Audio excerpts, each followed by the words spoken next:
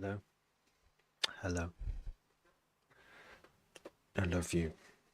Won't you tell me your name? If you don't know who that is, and you want to hear some cool music, look it up. You must have heard of the Doors. Like, I wasn't alive when the Doors were. Well, when the frontman was still alive. They made some awesome music. That's like timeless music. Sounds like the 60s, but it's also a sound that couldn't be made any other time. You know, you can, once it's been made, it's been done so well. You can't really do it again, and it be the same. See, it was its own thing. Here's some galaxies. They're nice, aren't they? Right, let's go into here and just look what we were doing.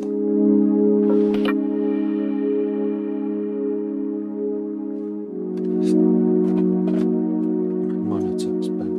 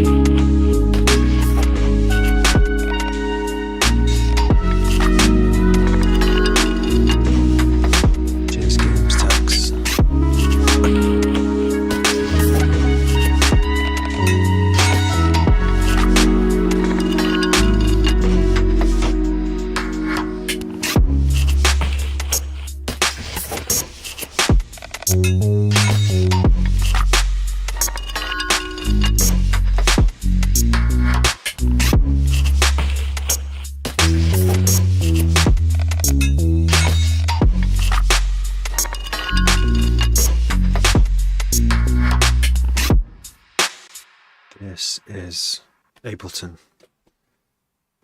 Live 12. It is nice software. Oh, it's nice. What software? Thank you. Thank you very much. Yeah, this is Ableton Live 12.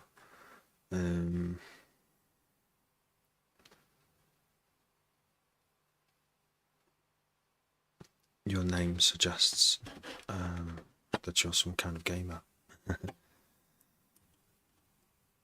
I don't have time for games anymore. I've like got hardly any time in my day, so I have to do everything else had to go. It's just music. I think you need, lots of things to do throughout your day, and I definitely have that. So the problem with this was I listened to it in the car, and these reverbs, because they're compressed, the tails actually cut out at 3 seconds. So let's listen. There, just dead. I don't know how to actually get around that. This has happened before, where reverb just literally does what it says it would do and cut off and the tail only lasts a certain amount of seconds. See, dead. And if I make it longer, it sounds too long. Don't really know what to do about this. Are you back in the UK? Where did you go, Johnny? Where did you go? I forgot. When we're doing this big session, how am I? You went on a space rocket. How am I doing? Busy, mad busy. Just doing all kinds of stuff. My projects are like perfect. I mean, they're like laid out the way my, like for an ADHD type brain, which I've not got a diagnosis yet. But there's something about having lots of projects like in parallel, all going. Like I'll just cycle through them, and I can pick any one at any point, any moment. I don't know which one I'm going to do next, and I'll just go that one. Why don't you fade out on the clip? Oh yes, see, Dice Man. Who's this? the dicey person who I don't know who. Andreas. Thank you. Good tip. See, that any solution to this problem involve. I want to pick the solution which is the most automatic and least effort, and also while retaining the sound. So no, that would be one way, because you can't really hear it when all this stuff's playing.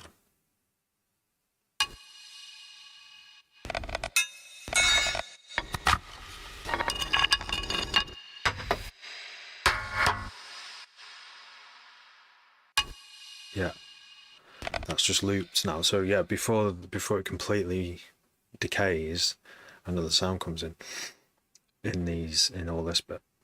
Oh, I'm not zoomed in. That's what I usually have. So yeah, this is it's a loop. Play it again, Sam. I don't even know what that's off. Play it again, Sam. What's that off? Probably have some really cool jazz music. Say my music account. See, obviously you can't hear.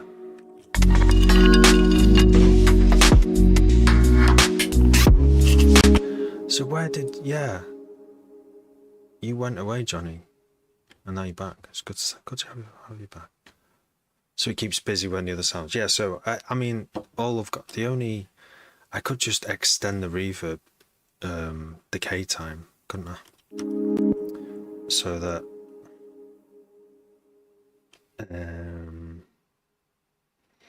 that's probably the easiest way as well. Turn it back on again, because they're both at 3.7. This one that comes after in serial. They're in serial.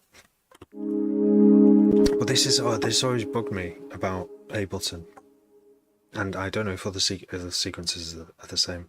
What I need to do is a test before I talk about this, because right, let's just say you have a really quiet reverb, but it's like 10 seconds. Oh no, let's just say it is. Let's say it's 3 seconds. It'll only last 3 seconds. So if your gain is turned all the way up and you've got like a compressed one and it's compressing the shit out of your master or whatever track it's on, it will sound like the reverb's going and it will just disappear. It's not like a real reverb, but that's because digital reverbs have their limits, right? Like, so I guess it is true in all DAWs, unless there's some kind of like a natural reverb that where you can't control the tail, or you just have an infinite tail on it. That's what I want. Hey, does that exist?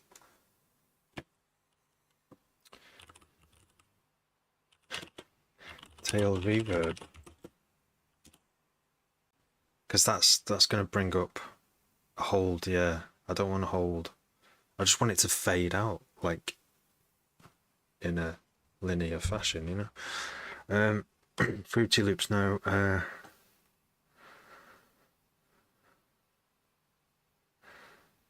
Yes, brother 805. What is a VST for the pad sound? It is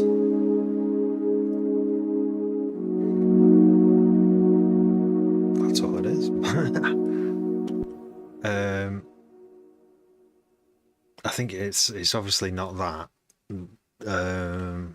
It's 16 soul waves in unison and one sine wave and no filter. Oh no, there is a filter on the mix. And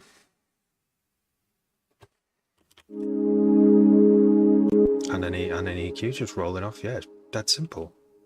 It's just a 12 dB octave filter at 93. No way. This surprised me, that. Simple.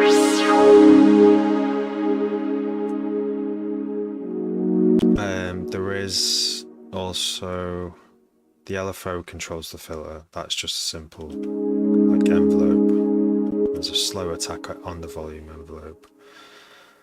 And all these other things are nothing. What LFO2 does master tune, but it's a flat LFO.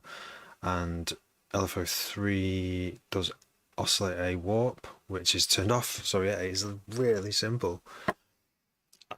And that's why it sounds so good, I think, because there's no crazy modulation. It's just a bit of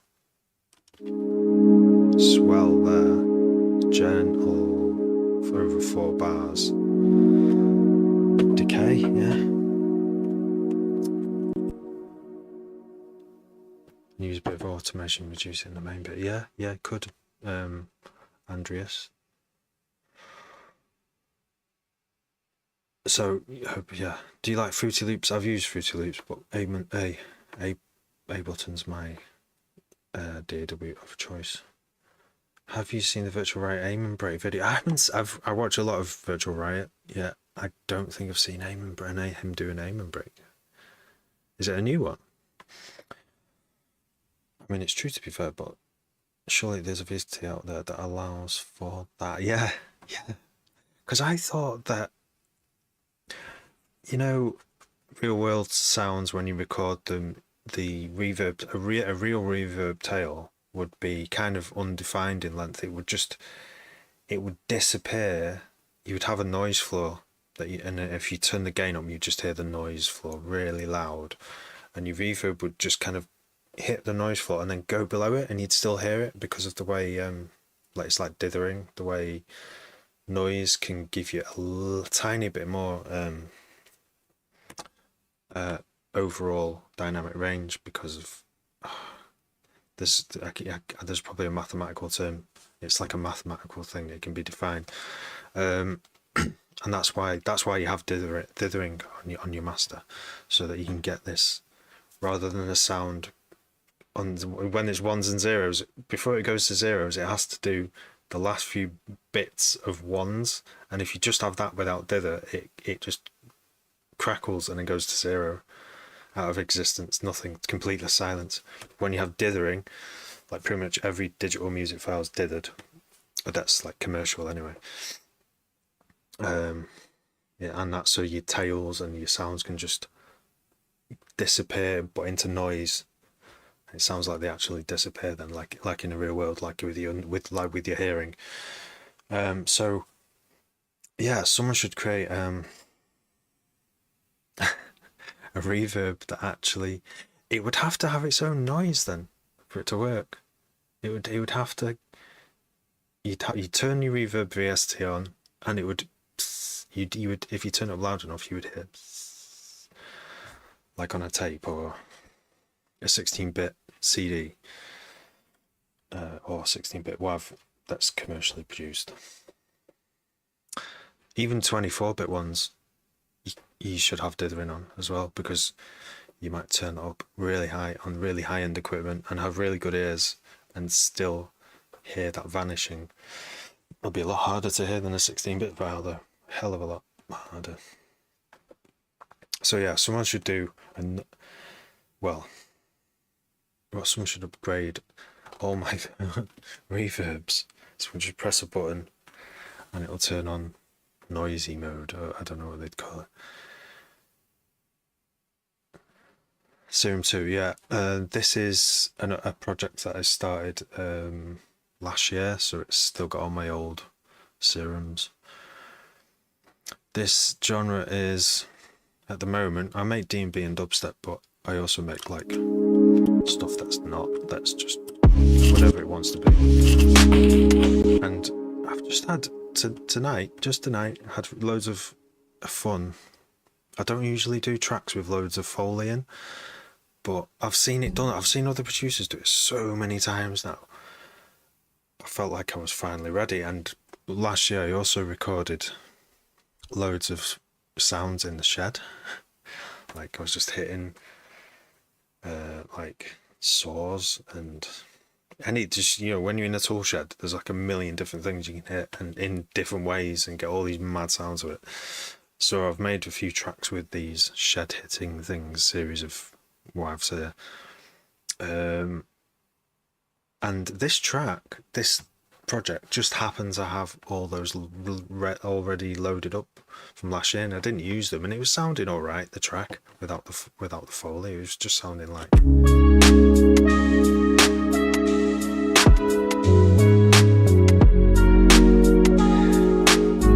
It will do, you know. I was like, but what happened? I was like, what happens if I put loads of like Foley in and just went through the sounds on the keyboard and put them in different order and just wherever it felt like a little syncopated sound off beat would occur. It, you know, put a bit of reverb on some of it, and yeah, and it just gone. It's one of the best rhythmic Foley things I've ever made. But yeah, I've been watching You Suck at Producing, that YouTube channel. And I remember seeing him do one ages ago, and he was just like, "How do you make any song hyper? Oh, is it? I can't remember. He's a funny guy." So I just I was like, "Yeah, I don't really do that. I don't really do. It's a certain style of electronica, but it's just the style of electronica that I love. You know, it's almost like IDM or whatever. It's almost like, you know, dance music." But it's not. This isn't dance music, is it? You could move to it. I don't know. But when you've got all these like rhythmic textures, that you can't really. You could achieve it with, you know, like a Latin percussion set. You know, like Real World Instruments. If you had Latin percussionists all doing their thing, not necessarily playing all the time, but playing different rhythms, polyrhythms. You could have this rich texture of rhythms going on, and I love that. I love that sound, but I've always been like, do I want that? I like, you know, maybe that's what my tunes are missing. So yeah, why can't I click here? What's going on? Oh, there we go. Something is happening to my computer because I cannot.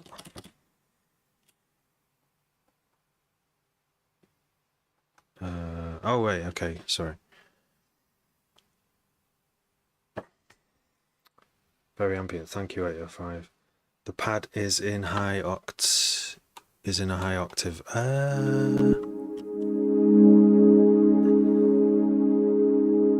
It is playing.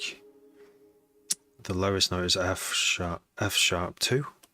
And the highest note is F sharp 3. So yeah, it is playing the first notes are G sharp 2, and then G sharp 3. So it is an octave, and then there's 2 notes in between.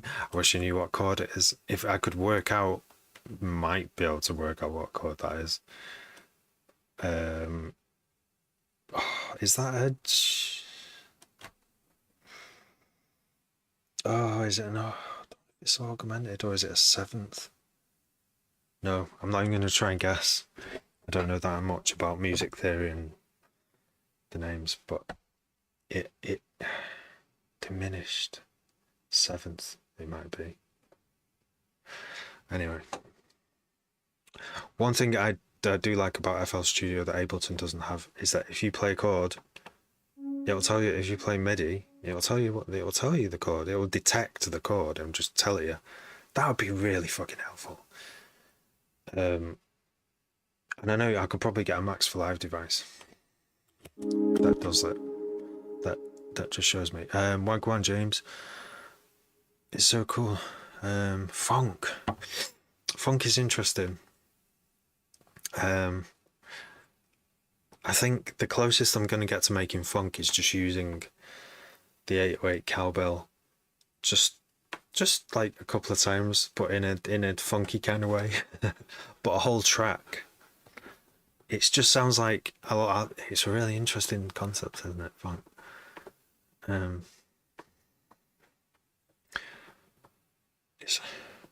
it's so cool because he made a whole track. Virtual Riot, okay. Virtual Riot made a whole track out of one aim breaker. Nice. It is very music. It's very melodic. The aim break. Yeah, the snare is like. It's just a magical drum break that. I used to when I first started out making music, and I had the ability to load a wave file in load a sample like a drum break in an audio editor.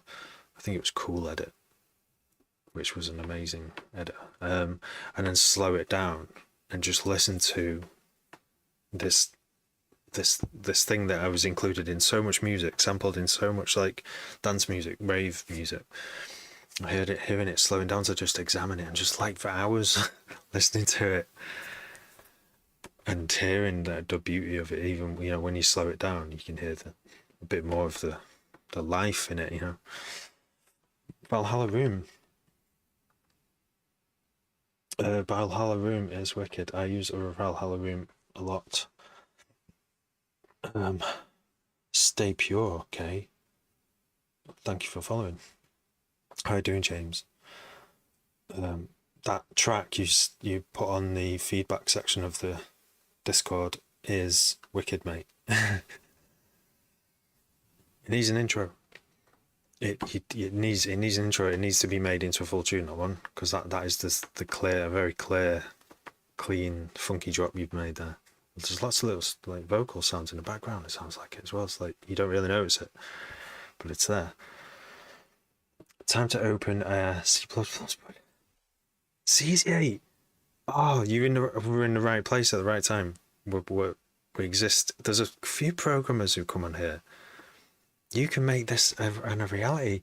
Like actually use those 32 bits of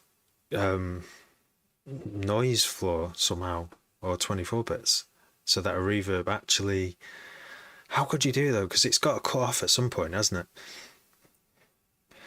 Could you just have like a button that just has extend it, so it's like you set it to 3 seconds, but then that's where all your normal reverb would cut out, but you could have just extended tail, which just makes it go on after that. I don't know, but I'd love to see. I bet making reverbs would be pretty interesting thing to do, because there's different ways of doing it in there. That's well exciting. For that to even be a possibility, that you could be the first to do it. And it could solve my problem as well, because this has happened more than once where my reverb tails just stop abruptly because I'm amplifying them too much. Thank you, Andreas. Noisy used to make their own drums from using Foley recordings. Yes, Noisy are very, very, like, they're amazing. Like, I used to dismiss them at first because I used to listen to it, like, I still am into drum and bass, right? And the kind of drum and bass I was into was,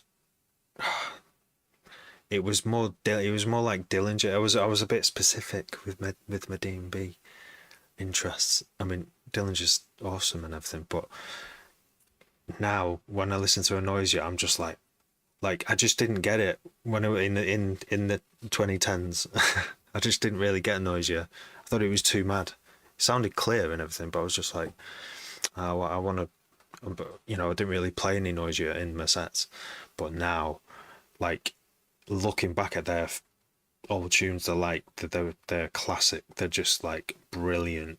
What's that? I always forget the name of it. The one that I love the most, one of their tunes. It's just like every time I hear it, I'm like, fucking hell, that is so much energy in it, and it's so clear, and the sounds are so like just intense, but done so well, so well engineered and so well like constructed musically, and yeah, brilliant.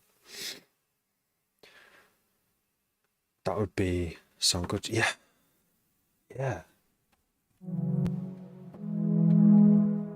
A jungle chord. Um,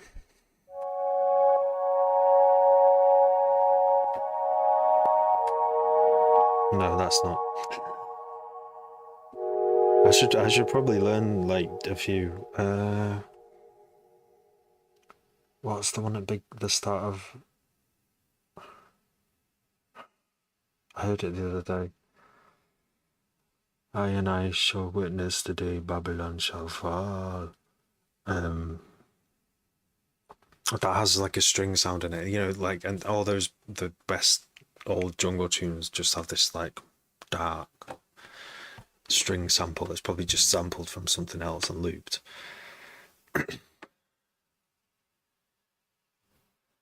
Ewan, Ewan, thank you for following. Miles, how you doing? Feedback loop, yeah. So that was another way of solving it. I have solved cutting problem at like disappearing reverb tails at the end of tunes by just whacking a delay on it that's tuned just right so it sounds like there's, you know, you can't tell it's a delay necessarily. It's like it'll just extend the last bit again and again, but quieter and quieter. That is, yeah, that's one workaround for sure. But the Fat CZ was listening to me while I was explaining it, and he's like,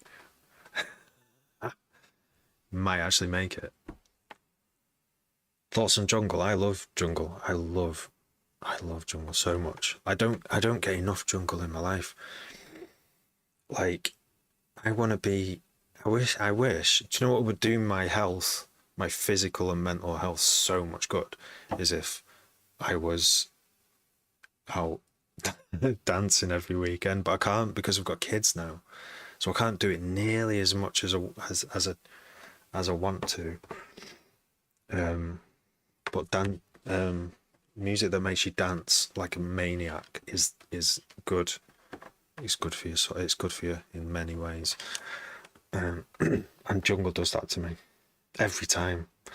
Like it kind of beats drum and bass because there's a lot going on with the rhythm. There's more potential for the rhythms, I think, to do things while still sounding really chill. I said this like on the last live stream about the juxtaposition of jungle sounding really chill and relaxing with like nice lush pads, so you can sort of relax to it. But so one part of your brain is like, yeah, I like this, and then the other part of your brain is like fed some like just crazy polyrhythms that you can dance to if you wanted to. So you can do either or both at the same time. It's lovely.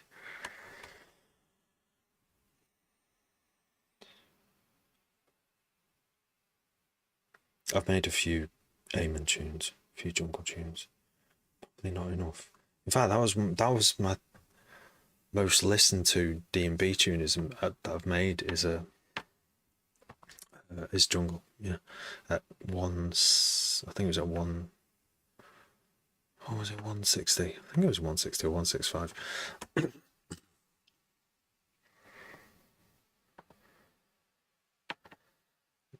Like a little beat switch up. So I could. Oh, do you know what? Look at the tempo. It's at half drum and bass speed. What? No way. I didn't even notice that.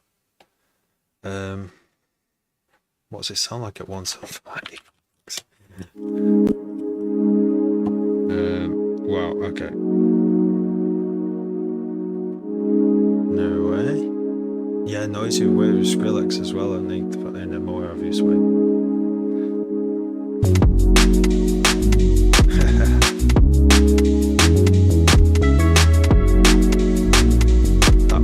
All that Foley, you can't actually hear it. But I did bounce it to WAV, so if I put warp on, would you like to keep the current timing? There we go.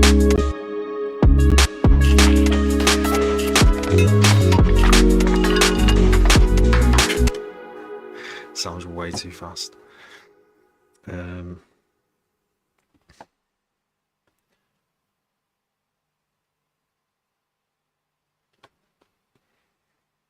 Logic Pro No, I couldn't use Logic Pro because I've not been a Mac user.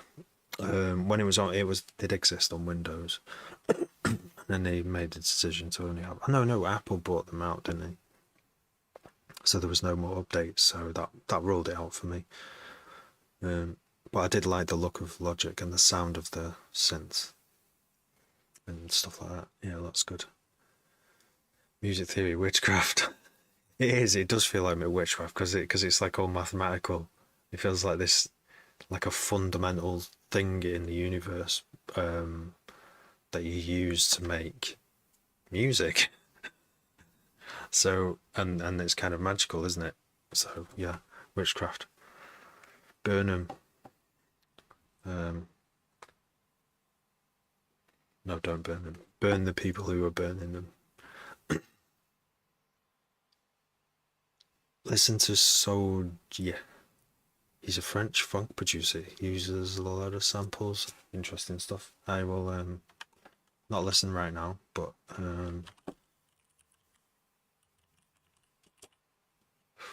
you're doing that from memory. Icicle. Whoa, we are right. Soulja. Sounds like soldier, doesn't it? I shall listen to that later or something. Thank you for the suggestion.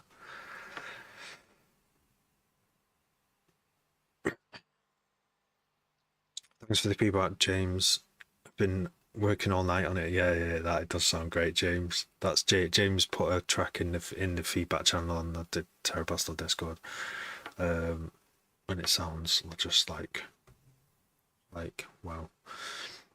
CJ, messaged me about it. I was thinking some kind of feedback loop. You and thank you for following up to Icicle. Yeah, Icicle is amazing. Too right. Arrows by Icicle. Let's have a quick listen. Yeah, I did watch one of his tutorials actually. I think the main thing about it was I think it was about transient. I think it was about transients and drum design. Like, I think he might have been making drums from like the transient, breaking it down into sections, like the transient, the body, and the tail. I think it was him who did that. Well, lots of producers do that, but Noisy co-produce Scary Monsters, Noisia Friendly Intentions.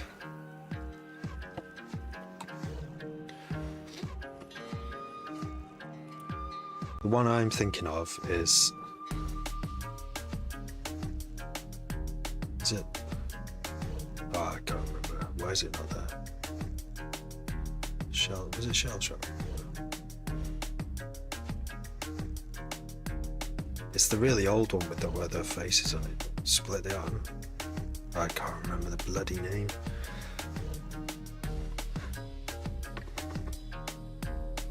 No way. This is mad.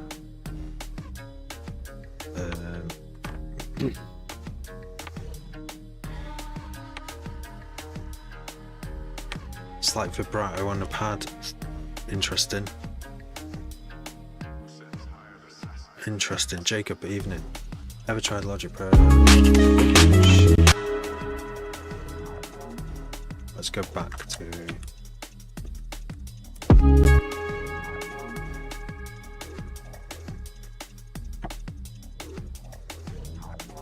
Will. It's like growly sounds. You never made jungle before. If you love it, you and if you can dance to it, it should be all you need is the passion. That's all you need to figure it out. Any tips? That's tough. See, are you using Logic? See, in Ableton, you can sort of like, the way I've made jungle two different ways with chopping up audio, like align the audio, align the break first to the grid in the sequencer, just like get the pitch right so it lines up with the tempo of your project. And then once you've got that looped and it sounds just right looped, then you can start chopping it and putting it in mad orders, you know, like having these mad jungle type phrasings.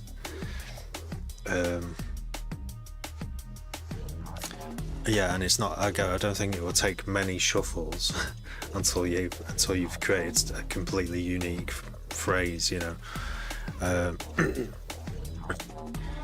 But also, in probably more times than I've done it in audio, is I've chopped the break up using Ableton, and it maps it to a drum.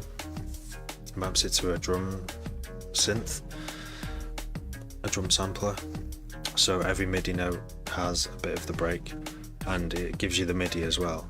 And then you can just kind of move the MIDI around, and that way you've got a bit of control over, a bit more like if you wanted to pitch it at any moment, and it like say just the snare, you could just put a row of snares and then do automate pitch just for that snare, and have it do, you know, some mad melodic thing for like a moment. Doing that, and that's quicker that way, but doing that with an audio, if you wanted to do that, would take a bit longer, or you'd get like time stretched distortion, because you could just draw in an envelope doing the pitch, but that can sometimes sound a bit shit, and not like classic jungle where they use samplers, and they did use time stretching, but I don't know, they're the two main different ways of doing it. You can either do it with MIDI or audio, you know, and I wonder what the average is actually. At first it would have just been MIDI when the first samplers had the name loaded in them and the first jungle track was made. It would have been MIDI, or would it have been tracker software? I don't know, because that's like, I guess the tracker software is, it's still the same as MIDI and a sampler, but they're all in one, aren't they? Anyway, that's an interesting question. Any tips? I don't think I've got any tips for making it. Reference your favourite tracks. Just try and make like something similar to your favourite track, because that way you learn. That's a good way of learning stuff. You know, hearing a sound and then trying to make that sound, you learn a lot.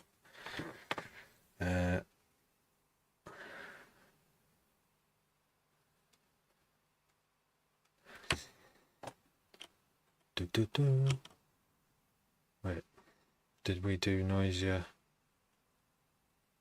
I missed the sound of that. I'm gonna have to go back up again. Friendly intentions.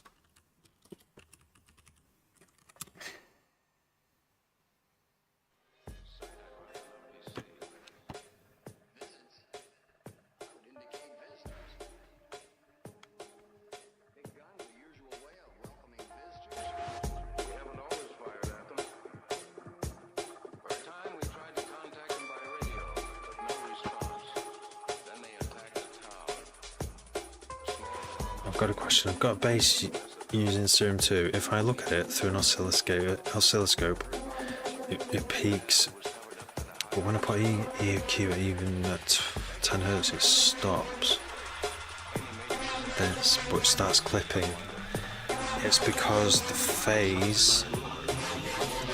It's because by putting an EQ on, you're changing the phase. The best way to look at this is in an oscilloscope.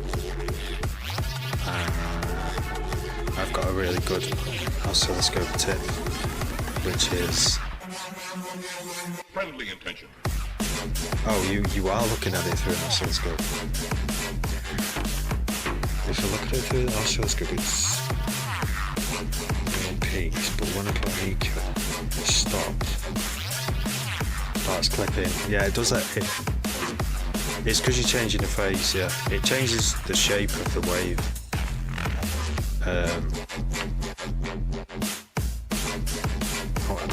when I realised this, it changed the way I mix stuff, and everything is a compromise now in mix.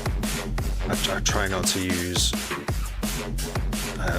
steep EQ. Well, I'm trying to use 6 dB an octave. If I'm doing high passes now, I try and get away with 6 or 12. 24 is like, unless it's a synth, and that's an effect. To sweep 24. Like, for mastering and stuff and mixing, I think you want to have very little. This is what I was looking at today. Is so 6 dB per octave, which is the least amount of phase you're gonna get. It'll show you the phase phase diagram. It's still drastic. Phase. Oh, what did I search? It was a really good search term that brought up just the right graph. Do I have to look on my phone for this? This is like side mission again. Let's have a look. Phase response high pass.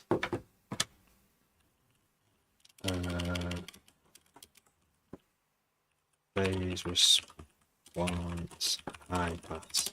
It's the same for low pass, but the other way around. So look at this, right?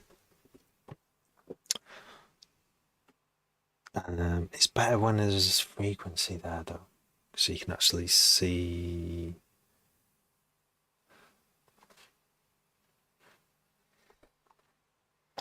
No.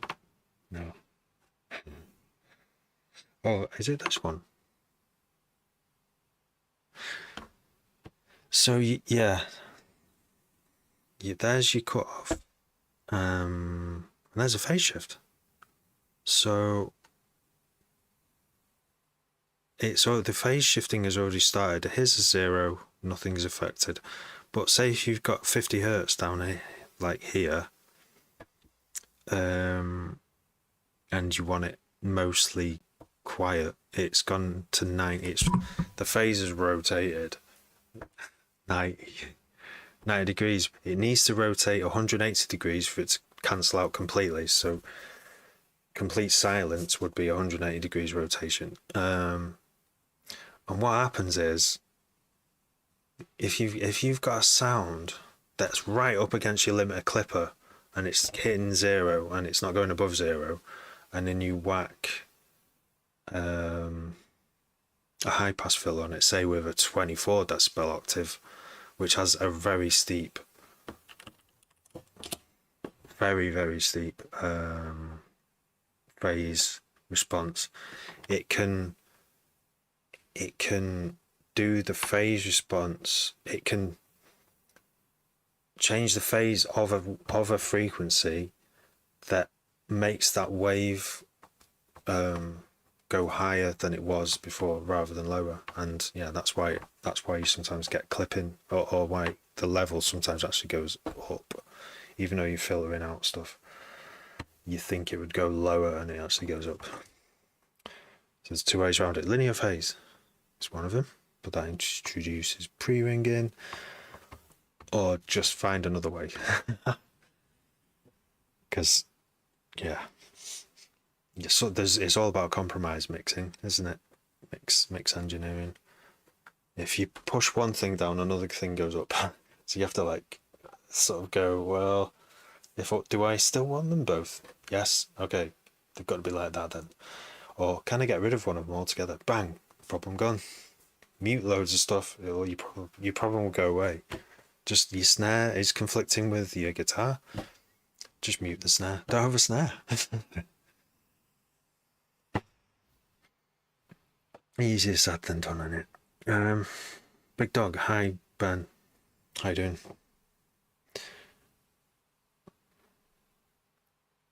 Normal speed. Logic Pro, yeah. So make a normal melody first, then chop it.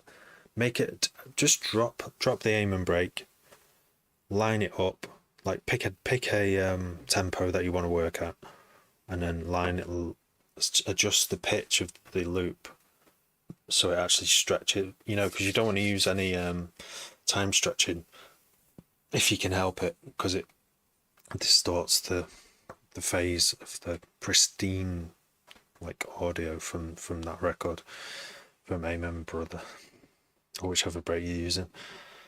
Yeah, and just adjust the pitch, and then once you've done that, bounce that, you know, set it in audio again so it's aligned to 160 or whatever, and then start chopping. And then this, you know,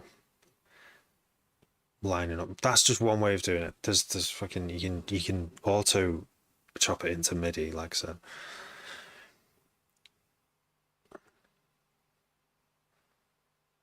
Arrows, yeah, that was really cool. That Arrows bicycle.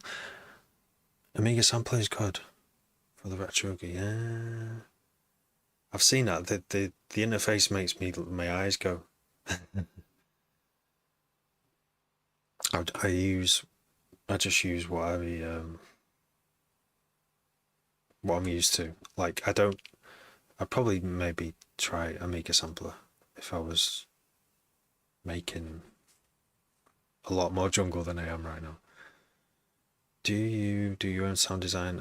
Is it worth learning how to? Yeah, if you love making music, I think sound design is just a part of it, part of electronic music. Hello, Max. How you doing? My friend bought one of the NI bundles, and the one from that pack he uses is a free reverb. Okay. Yo, Phantom. Been hearing your music. It's so heavy, man. Thank you. You got too much on the screen for me. Oh, what, in this this setup? What the fuck are you showing me right now? I'm in maths. Am I in maths? All right, okay, yeah. I was just talking about, yeah, the phases, because this was it. Like I had to work this out. I knew that, you know, phasing exists, whatever it meant, but I had to figure out why my signal was at 0. I put a high pass on it, thinking that would reduce the energy, but it did. It reduced a lot of the energy, but it also made some of the energies flip phase, which made the waveform change, which made it go above 0 and made it clip. And I was like, how is this happening? And that's all you've got to ask, how or why. And then suddenly you're in a rabbit hole of looking at graphs. Looking at graphs, cool. Doing the math, that's a bit of I don't really want to get into doing the math myself. It's that I kind of draw the line there. I'm not a programmer. I've tried programming, but I don't do it, so I don't need to. I just stick to the tools programmers make. So yeah, which of course, if they didn't make them, none of what I do right now would be possible. I would just be like strumming a guitar or something, or playing a piano. Yeah. So yeah, big up to all the programmers, because they've made this whole world of electronic music. Like the foundation, the yeah, solid foundation. Peaking is not the best word. It's really like high on the positive Y, but not really negative. Oh, that's like a rectified. Yeah, rectified signal. Oh, I don't know why it's doing that. That's interesting. Maybe it's because of some of the sounds that you're using. Might be some of the sounds that are already slightly more positive in the waveform, and how to. That's, yeah. Don't know how to get rid of that. Apply, if it's amp simulators, use DC. Is it DC? what's it called now? It just flatten it, just brings it back to zero average. What the fuck? This guy knows his stuff. I mean, you know, I'm always learning and always forgetting and relearning. So, yeah. Astrophysics. How long? 20 plus years I've been playing around, and in sort of the last 4 years, I've been getting like, been stepping up my game. Jacob, no probs. Make everything in phone in BandLab. No way. My music is good for the equipment I have. Yeah, definitely. Yeah. I think you can learn a lot with like a restriction. You can learn like about structure. You know, if your sounds, if you don't have access to like a million samples, like I have on my hard drive, which is probably too many. You can, you know, like focus on other things, can't you? How are we doing? I'm alright, Max. Yeah, all good, good. Can I hear the track right now? Let's play it. Let's play it. So this is what I was working on while I started the stream. Kind of, what did I want to do to it? Oh yeah, fix the right. So fix this problem. Listen to this, right? The Foley. I'm gonna do a fix for this now. Did you hear that? It cut off. The reverb cut off.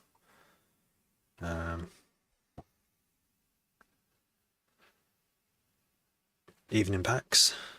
I got to go, but message me those ideas for the reverb when you have it any time. CZA, are you on the I need to say it in a voice message. I mean, I could say it in a text message. It'll be more specific in a text message, won't it? And then you can refer to it. I'll get back to you on that.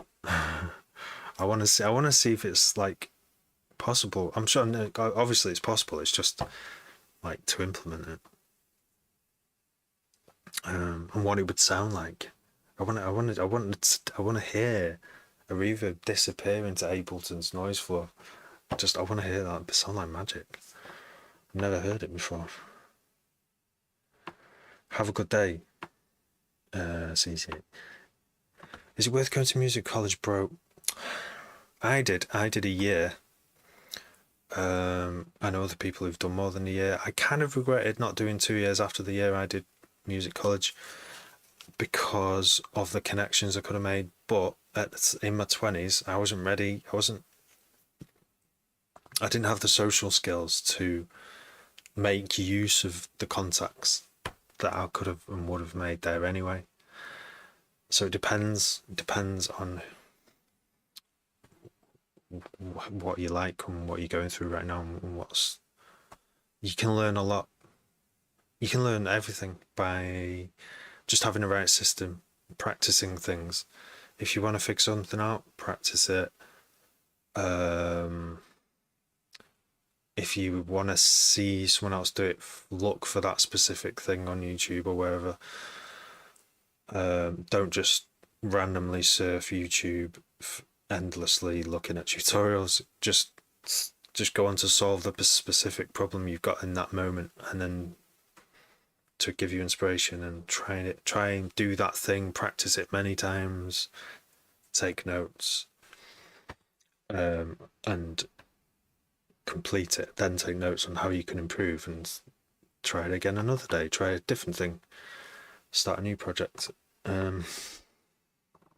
You can, like, I've learned so much that way, but it was still good going to college though, because you get to chill with other people in person.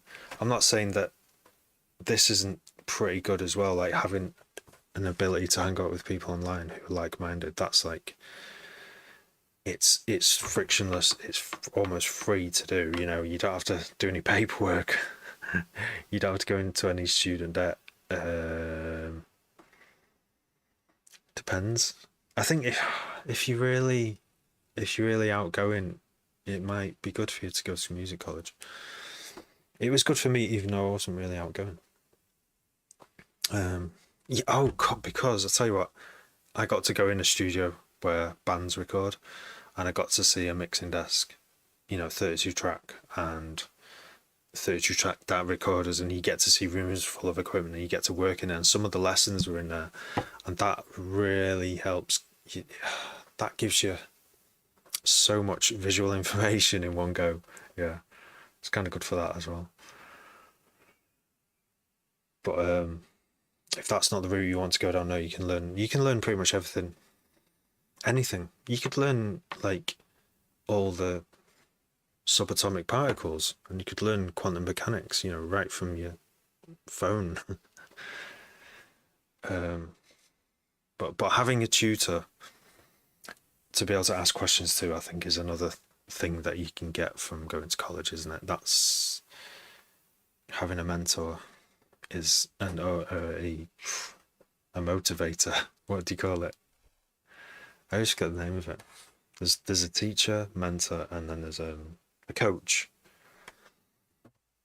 I've had a coach passively. I didn't actually employ him to be my coach, but sometimes you can watch someone's videos and take notes take that many notes that you almost like become the coach. But that's not for everyone.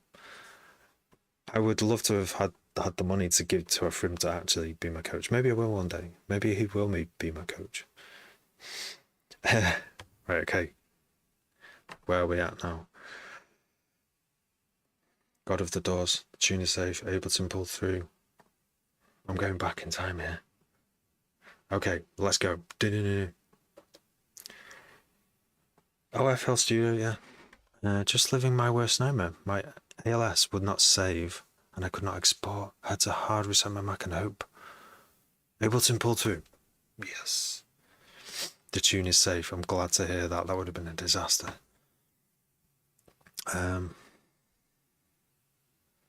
FL Mobile. I wish Ableton would make a mobile that was good, because it's just really basic, their mobile one. God of the Doors. I go to the studio once a week and I got put into art. D&B producing. I mean, you got put into arts. Nice. Arts, D&B producing. That sounds good. Sounds good. Media as in putting songs out there, managing. Yeah, that's the bit we weren't taught, and I've had to learn that. I learned all the, producing, but producing, you can't just be a producer. If labels won't take you, you need to be able to put stuff out, and you've got all the tools now. Everyone can put music out now, anyone. But it's like doing the work of a team full of people on your own, unless you hire a team. So learning all that stuff is invaluable. That's probably worth going to college for as well. If it's all in one course, where, yeah.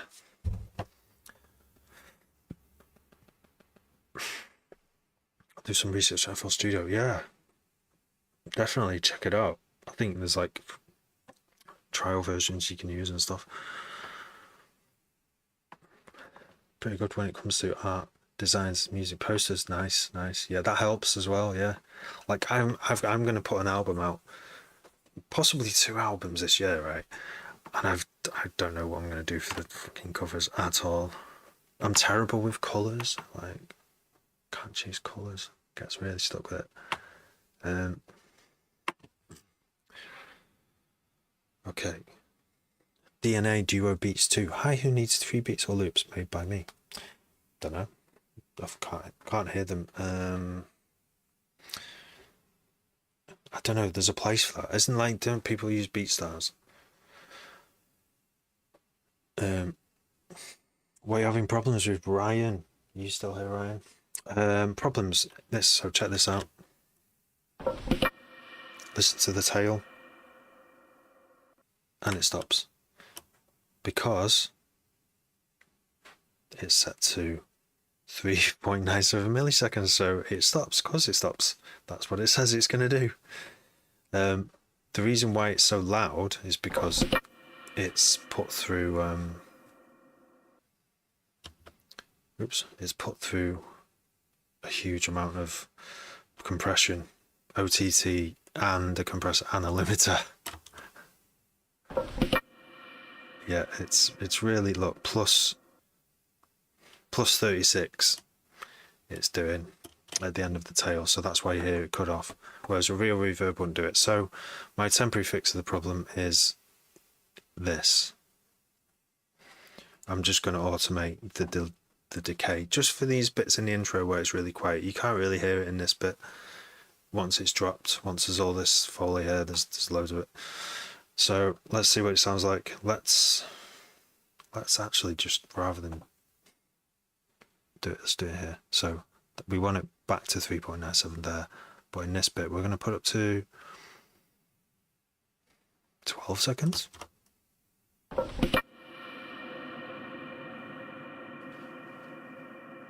Before the next one.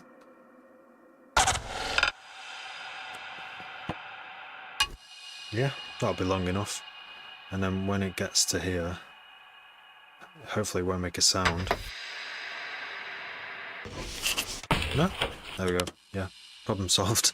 If CZ8 was still here, I'd say maybe you don't need to make a whole new plugin for it, but I'm still really curious. OTT does slap. Phantom, thank you for the basketball and the roses.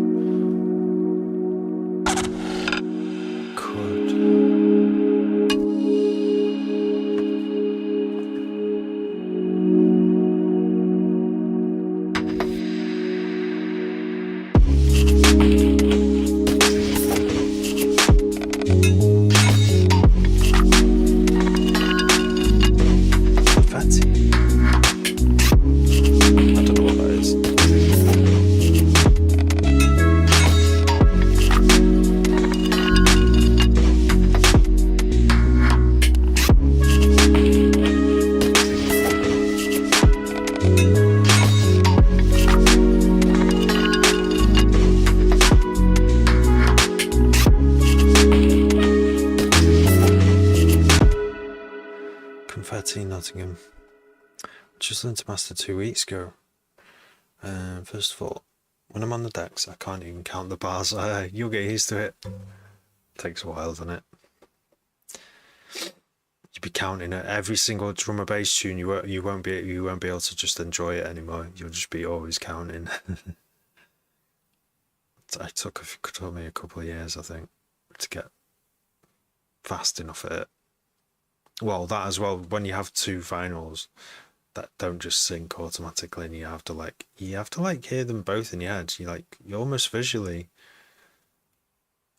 trying to work out which one's coming first, and so much trial and error. I don't know, it's like mixing on mobile.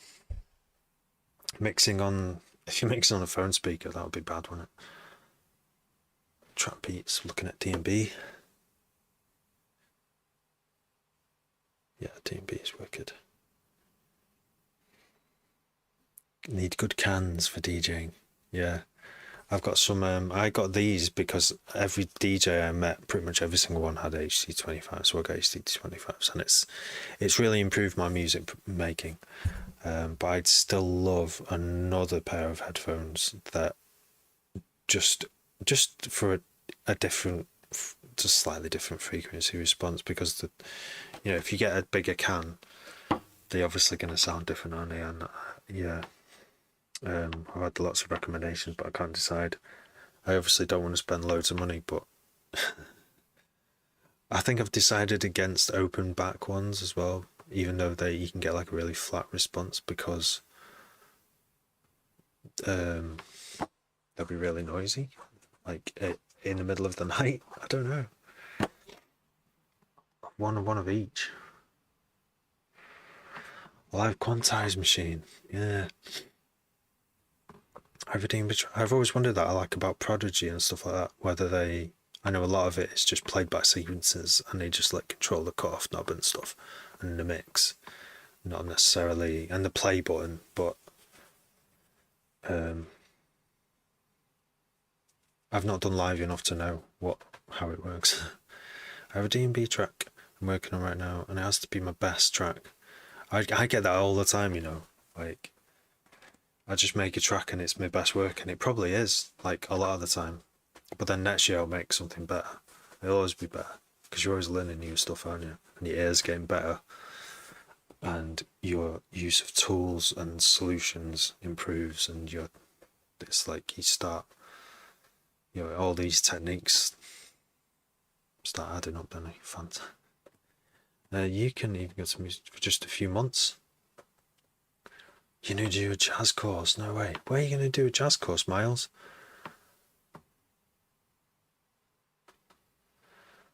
Headphones on a deck's are louder than any speaker I've heard.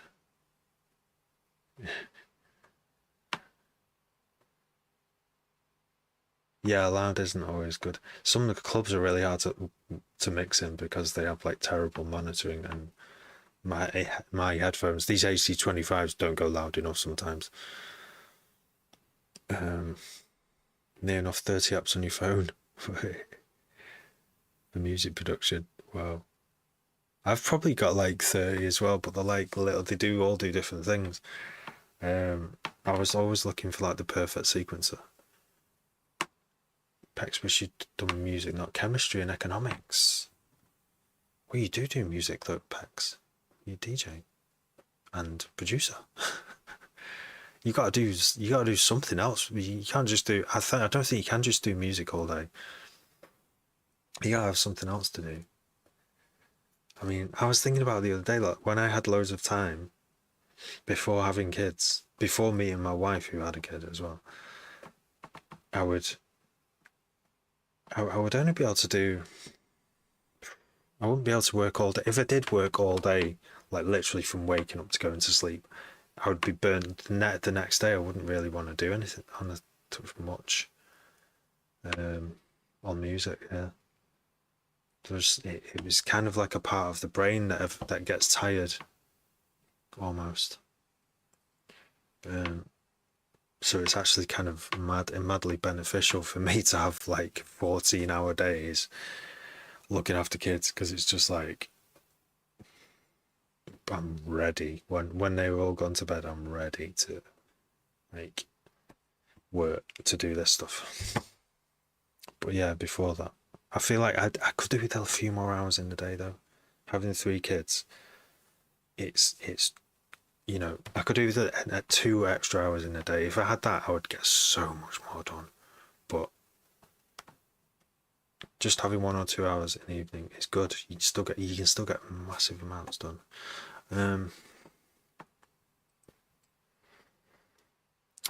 If anyone's got a spare sec, I've put a new word in progress in Discord.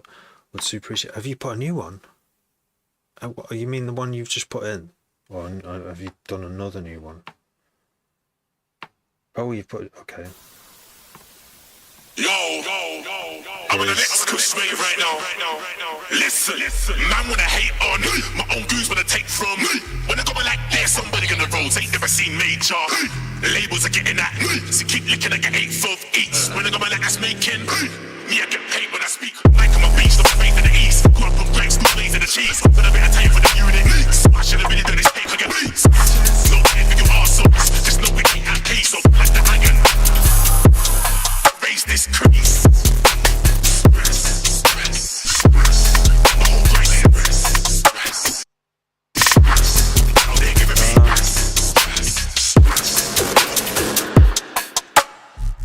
That's interesting. And it's massive and tight as fuck again. James, yeah, wicked.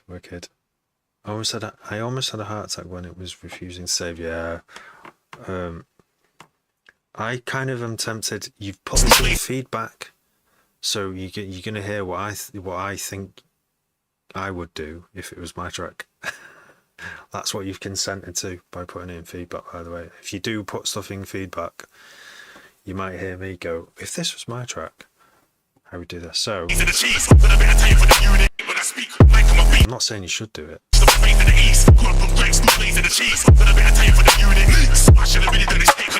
That dun dun dun, that not that like wooden knock sound, I would keep the sound, but like do it in the same place. Dun dun dun dun. Before it drops again. The loud one, so it goes da da da da.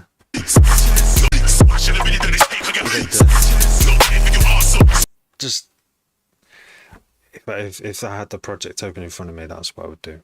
And it might sound shit. I'll just try it out. It sounds and see if it sounds shit. Oh my god. So many comments today. Thanks everyone. Boom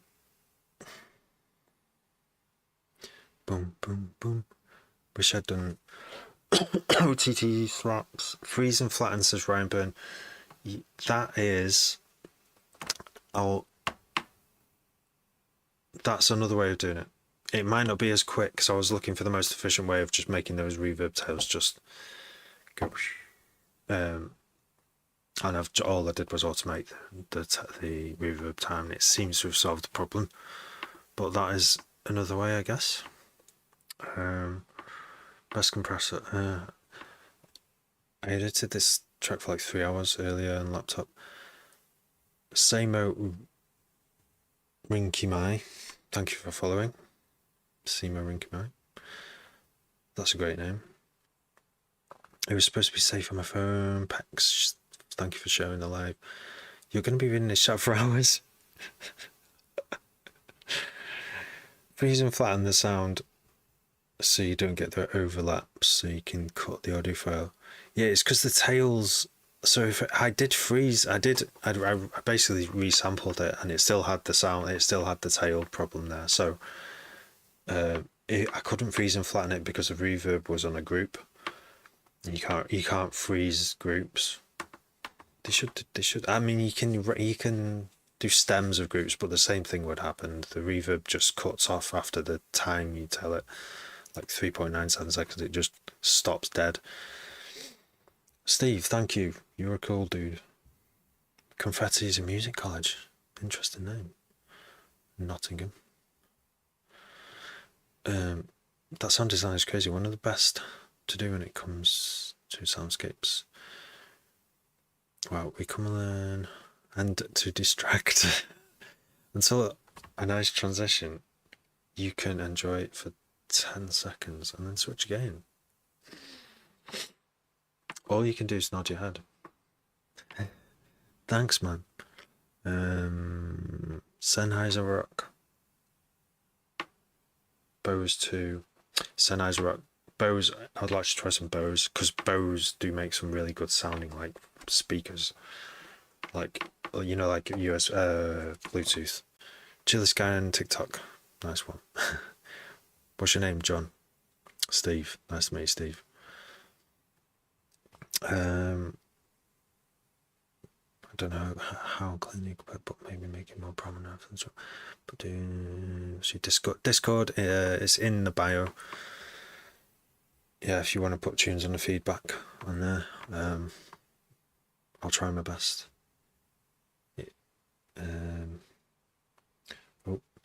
Probably Morley College by Waterloo. Wow, fight music.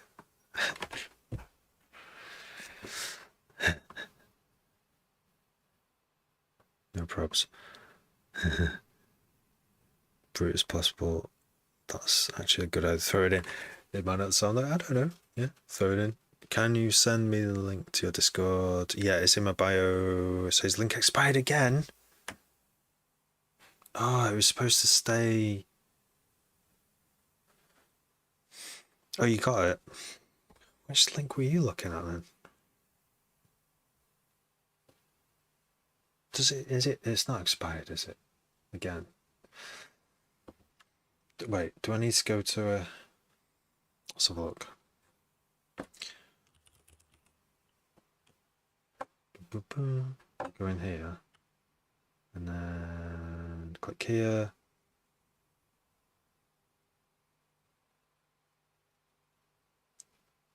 Oh yeah, no, it's not expired, so I don't know what you were looking at. Were you looking at the old... That's really interesting, that, because if you've clicked it through... If you're not on a PC, it's probably done that, because in the TikTok app, it keeps you in their own browser, and If they've not refreshed the cache of the page of my link tree, might be that. I don't like that TikTok they won't let you copy and paste links from the browser either, so you can't copy it and take it over to Chrome and on your phone. So you're stuck in their app. I think that's really mean. I mean, obviously they don't want you to leave the app, but that's just like imprisonment. You can't even copy that. So yeah, I guess that's why the only way to do anything is bloody Google it, innit? Like Terra pass your link tree, and then all links are there. Yeah. You could even click through to the Instagram, which takes you to the link tree. But nobody's still in the browser again, innit? Oh no, wait. No, it'll load up Instagram. If you load up Instagram from TikTok, that's the way around it as well.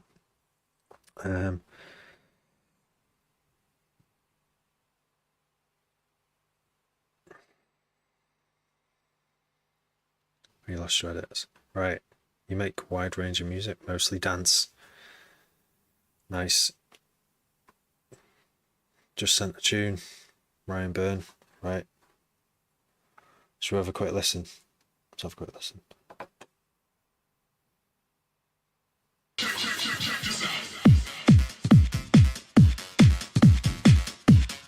Yeah.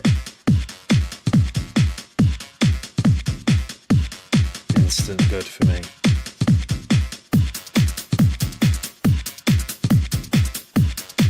Reminds me of old school hardcore, the way those breaks are going.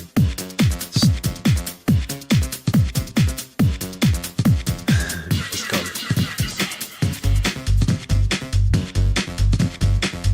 It's got rhythm.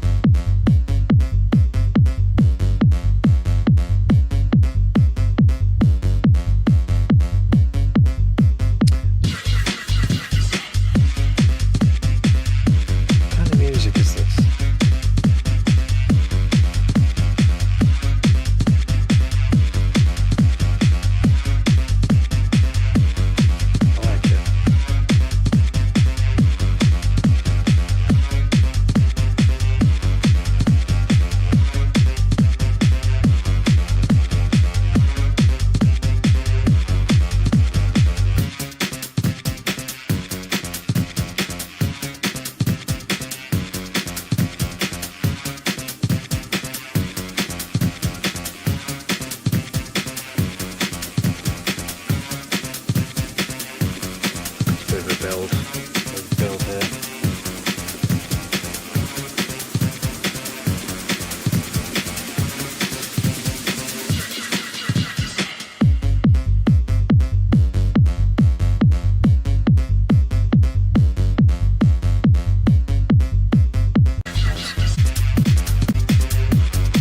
Yeah, that's cool. I don't see, the thing is with 4/4 genres, I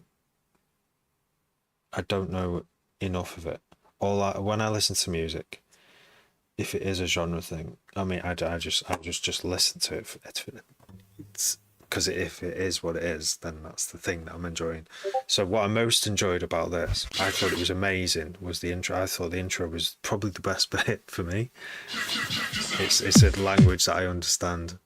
The groove here, because this is all that's happening in this moment, is this sort of, there's a 4/4 kick, but there's this like drum, like another kick from a drum break underneath or something, and it's just got this feel that I fucking like that is the best the best thing for me about this whole thing. I don't know how. If I was to like just use that what you've done there, yeah, and turn it into a whole track, I don't know what I would have done with it. Maybe that's why you've done what you've done with it, because it just wants a mono bass. Maybe that's just where you took it, because that's where it wanted to go. But if it was me, I don't know. I would. What tune can I play? Like, I'll show you where I'm coming from, right? Because this is a tune. This is a tune. If I can remember the fucking name of it. Is it Tango and Ratty? Final Conflict.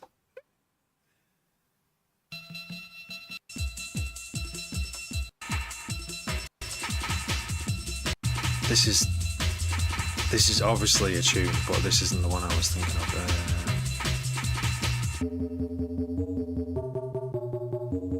Cannot remember the name of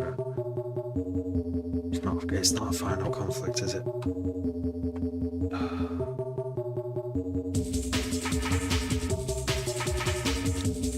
This was a different time. Old school times. Fucking hell, what's it called? It's called something like Revelations or something. But it's not. I know where I can find it. I'll just bore you all for me to find it, because it is like an epic track. Fucking hell. So I don't DJ enough to even know where my own records are. Music. It's a good place to start. It's in music downloads complete, because you all know what that is. Old school hardcore, and I've played this tune so many times at raves as well. Is it Tango? Intrigue, okay. So Intrigue. Can't spell intrigue. Further is it even further intrigue? There we go. This is what I'm talking about, right? I mean, I think yours, Ryan, your intro is actually more groovy than this intro. But oh wait, now you can hear the break. It's so fucking crunchy as well. It's so old.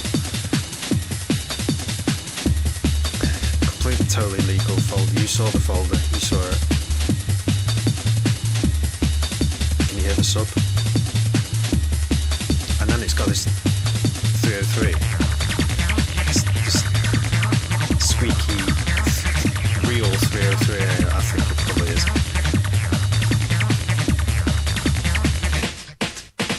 That drum, that fucking. I mean, it's terrible. Like the obviously the snare roll thing to fill, but this crunchy bass sound is. You wouldn't do that. No one would do that these days. But it is.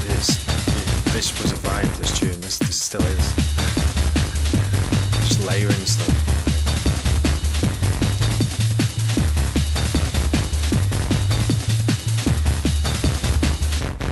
You can give it a try, James. Like, what have you got to lose?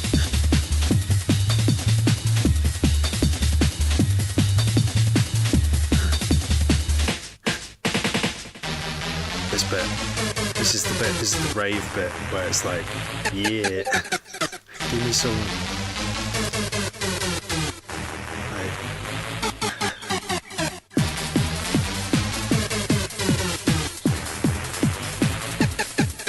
Scurb Kiss, thanks for following. Just dropped 28 tracks. Oh yeah, Pex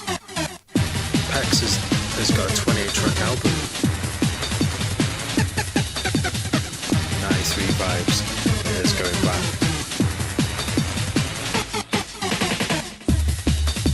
into the bass again. Yeah. Here's a tune. That's what that reminded me of, and I really like what you've done with that, because I don't know how, like I say, I don't know. This is so funky, this bit, it's just brilliant. I didn't notice that before. Oh wait, it's a different one. You fucking different one. Well, we'll hear this one.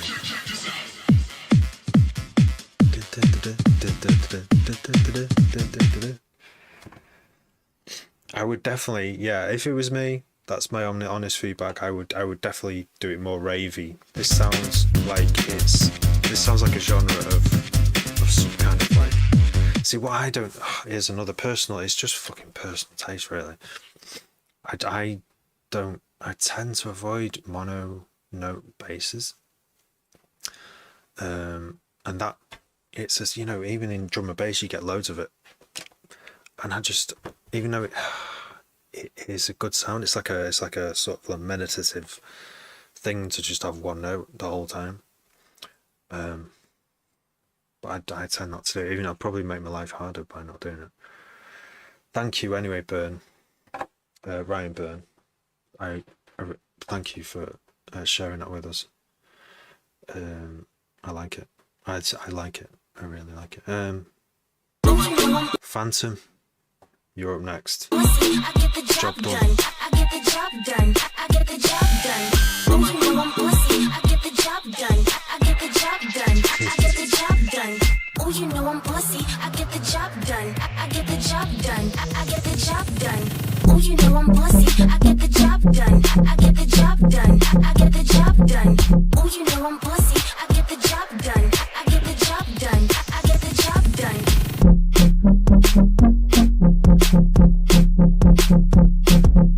Oh, you know I'm pussy. Oh, you know I'm pussy. I get the job done. I get the job done. I get the job done.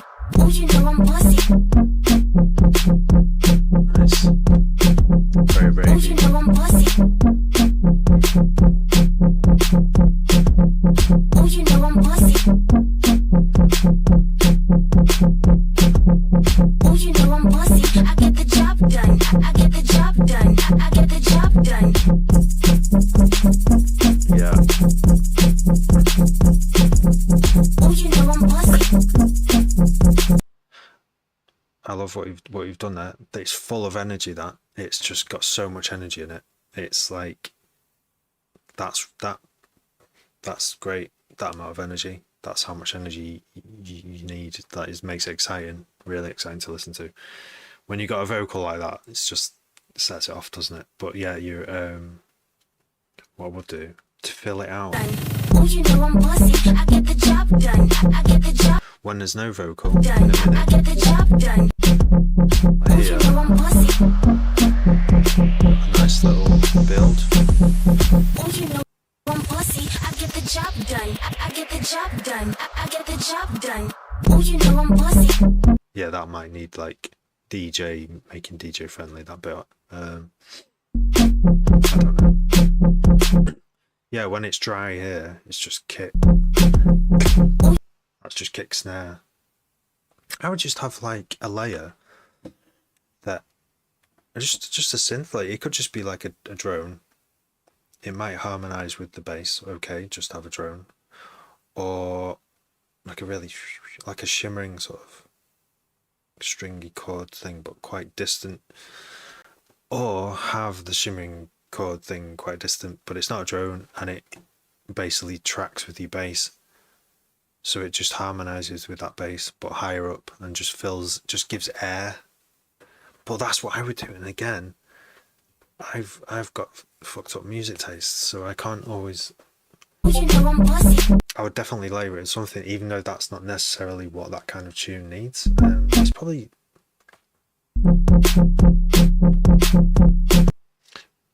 Or you could have it that dry, but have more little drum fills.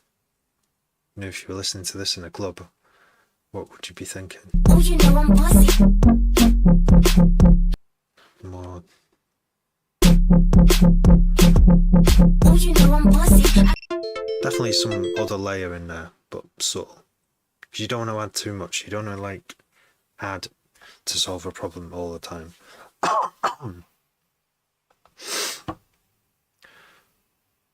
Thanks for sending a sign language. That's cool.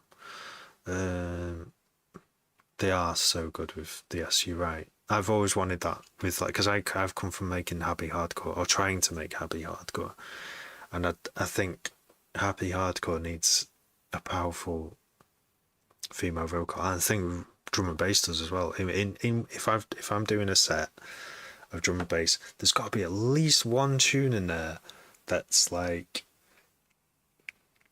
a power vocal, a female vocal. Yeah, it's just like peak energy, isn't it? The sound. And if they're just going whoa, ha, ha, that is like just amazing. Some other bass stamps as well, says Miles. Interesting, yeah. Like, boom. Oh, that's another thing that I do, yeah, as well. Is like two different basses. So you could have dun dun dun dun dun dun dun dun dun, and then like the same notes but played with a Hoover or a sample or a Reese, and then maybe octave up some other notes, or have completely different notes and just have like a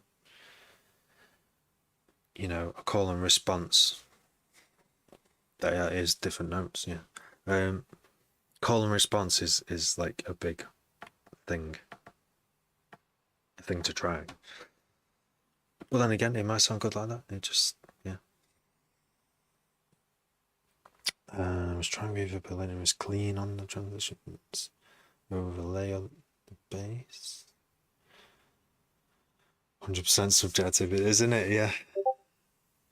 Percussion run. Oh yeah, percussion run. That's a good way of describing it as well. Yeah, like after a bit, you just have like other like congas or something like that, or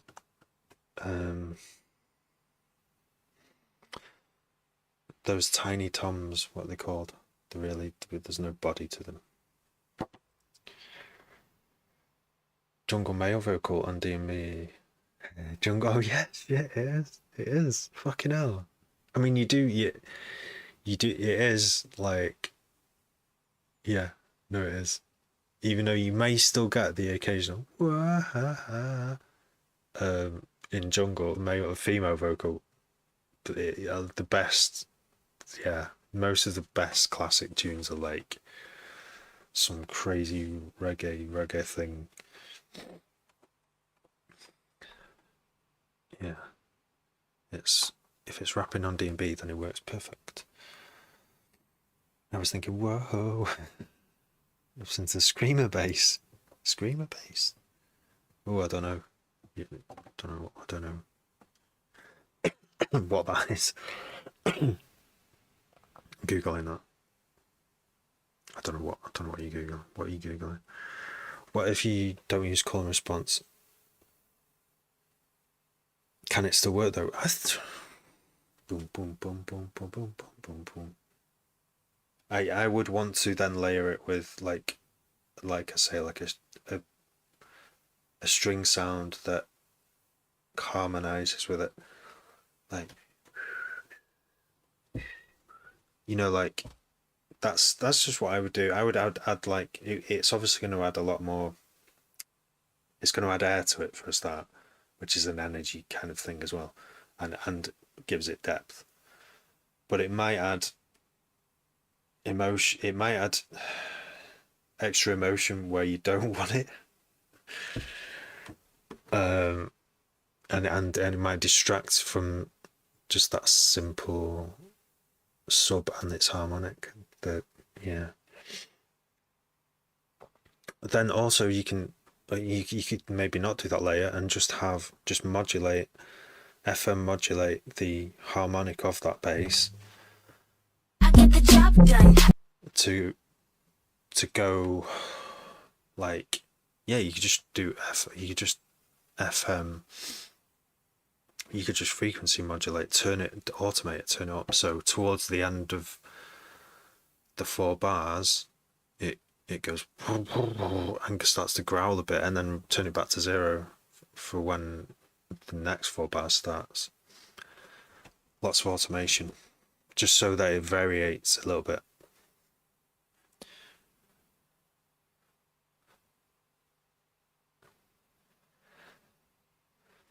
Fan. Nice. Fan.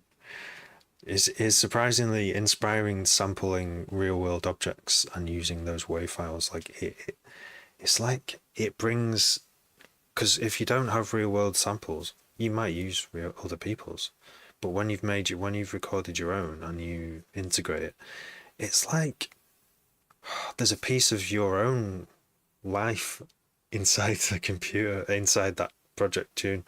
It's weird. It's a weird thing to experience. It's like there's some significance, because we are humans, and we like religious. We kind of historically have gone towards like religion, and so we have that part of our brain that is pleased by simple explanations for things that it feels like we're noticing, that seem real. So yeah, if you've sampled something, but it's also really fun to play because you've recorded it, you like, oh, I made that, and that kind of helps, because then if you can turn that into something, then it's just this sort of self-boosting effect where you've played more a part in the thing you're creating, and that's a bit of a confidence booster, I think. Even if someone says it's shit, it's good. No props for them.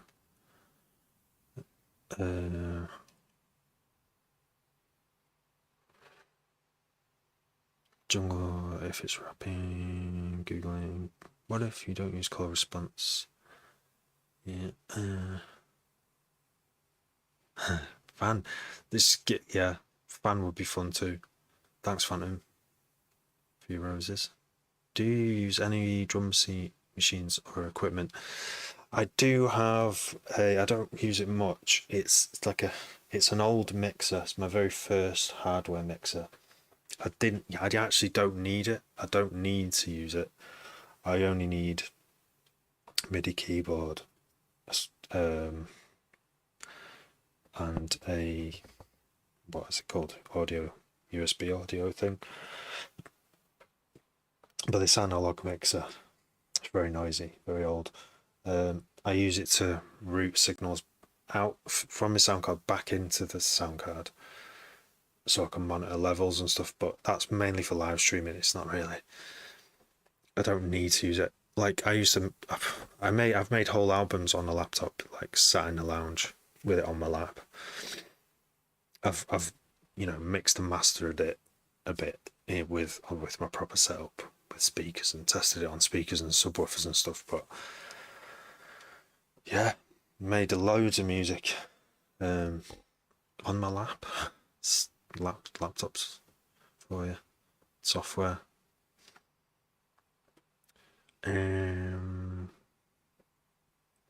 Bassline.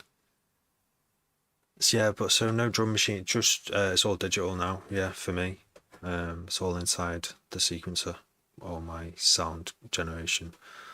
Like I say, I'll tell you what I do use, like sampling Foley in the shed, sampling me hitting things, and I have a snare drum up there which I sampled some rim shots this year, and I've used those in a few tunes.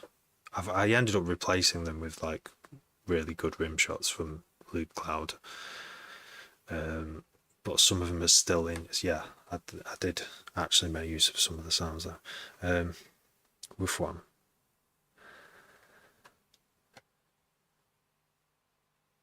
Yeah. Can you do something without call and response? Yes, you can. Bollywood music is your best friend for samples. Nice. I do love that Basement Jacks. Wait, am I thinking of the right one?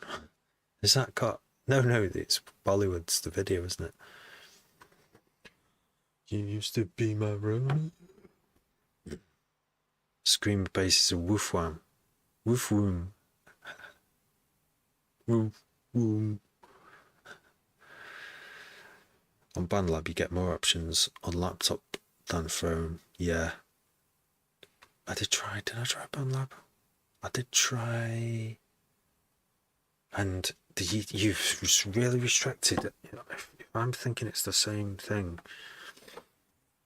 there's some basic shit you don't get on it which makes it really hard, but that's the crazy thing about having like a tool that costs quite a bit. Well, you know, like, what, there was something I couldn't do on BandLab because I wanted to someone's parent wanted me to teach their kid how to make music. I'm like, shit. And people were coming on live stream going, what would you recommend for a beginner? I'm like, I don't actually know, because you want to start with something free. You don't want someone to spend loads of money and then realize it's not for them.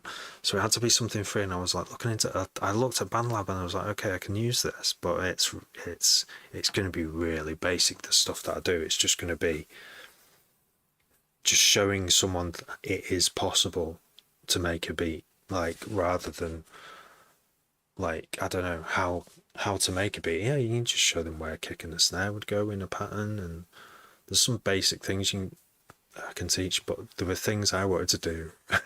Obviously it's not going to work for me, is it? But definitely like level 1 of music production, and possibly a few other levels above it. BandLab is adequate, but I want to do loads more research on what else is out there, because I might get asked again and I need to have an answer. Oh, thanks, Batsman, with 2 finished tracks. Good luck. Taking samples from the Discord. Oh yeah.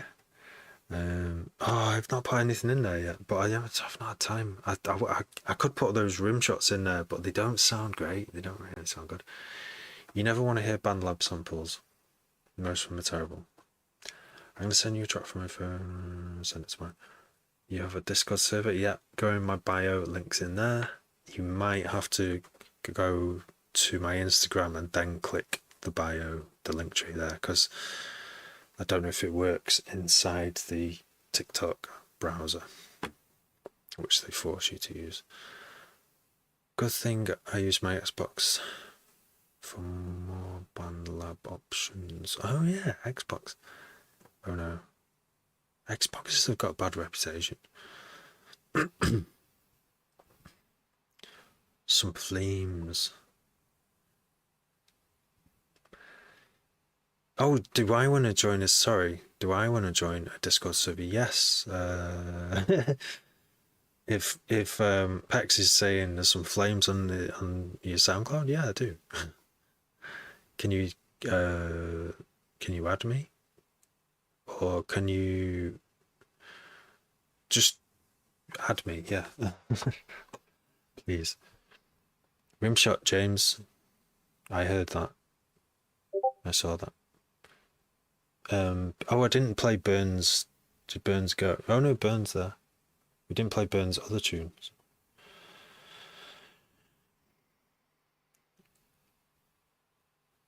Beats off the Xbox, yeah. Would anyone want my project file for that first tune, in case anyone wants to see my processing? I would like to see that. That would be interesting. I'm always curious. About what's going on, especially when it sounds really like tight. It's like, what are you doing? I like figuring out for myself, but I also like seeing, just like, it will always be like, I'll always be my reaction, because it's always amazing. This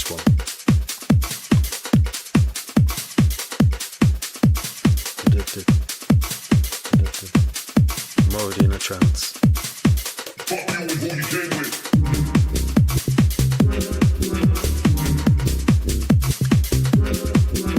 This is more like it for me. It's more unusual.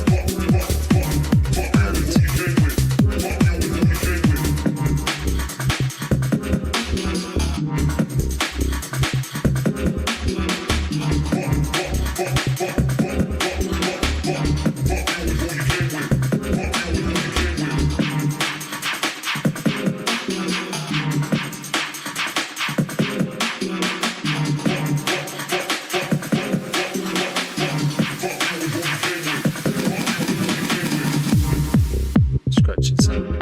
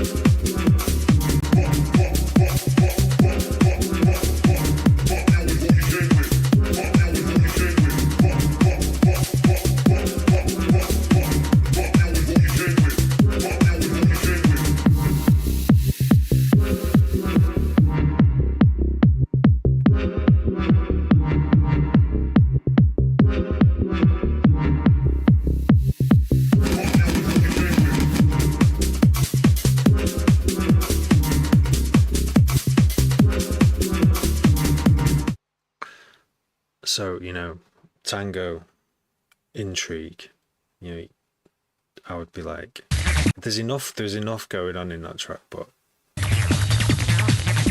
the acid sound, the 303, but no, I really like that. I think I prefer, even though I really like the intro of the first one, I think I prefer this one just because of the overall vibe. It's just it's more unusual and mysterious, personally. Right. The other thing about it I noticed, and with the first one, is they're not DJ friendly, unless you're a wizard DJ who only plays like, who doesn't match everything perfectly up, and that's usually in a genre, isn't it? And maybe that's just how it is. There's, you know, there are bits, but then there's just a preview, you know. Does it have to be DJ friendly? Are any DJs actually gonna play this, you know, or is this like, you know, your first, one of your first 100 tunes that you've ever going to make, and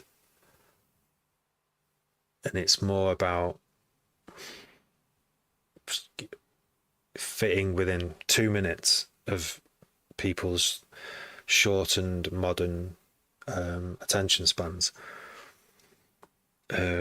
because music lengths are on average getting shorter and shorter, because we want to consume more, like we would listen to so many, you know, so much music out there. We want just the flavor of more artists rather than indulge for hours in one artist, you know. So maybe this is optimal, but if you want DJs to play it, you would have to make it DJ friendly. That's basically, it doesn't need to be DJ friendly. As I'm reminding myself of this because I make mostly DJ friendly music. Some of it is never going to be played by DJs. If you think about it, it's not going to be played by some of my tracks won't be played by DJs in a club, so they don't need to be DJ friendly with their bar, exactly 8 bars, exactly 16 bars, do they? So, Pex, you always feel technically inadequate. well, it's a good place to be, isn't it? in a room full of, you know, experts, that's where I want to be. Do you know what I mean? I like to be out of my depth. What do you call it now?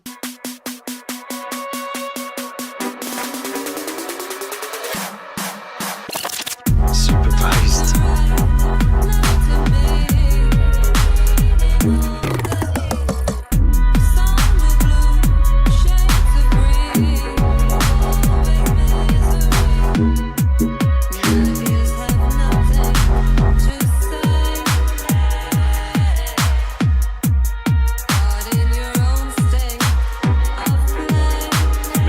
It's got to be 1 minute 2 minimum. So not this then, it's 1 minute 29.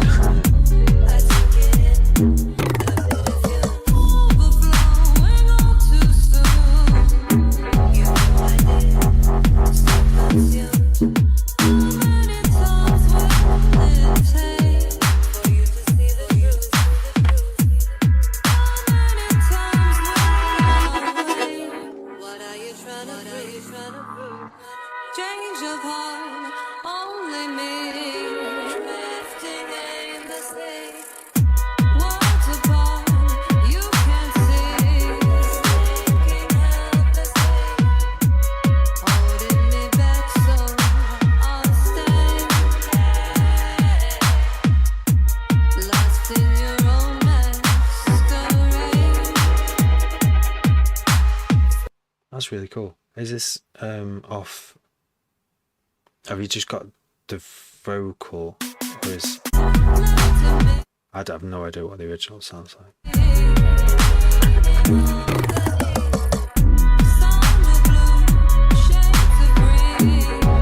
It's obviously not like. Have you tried mixing this in your own set? Because the time it doesn't sound DJ friendly, but you are a DJ. It's like a you know, dub kind of sound with a constant kick.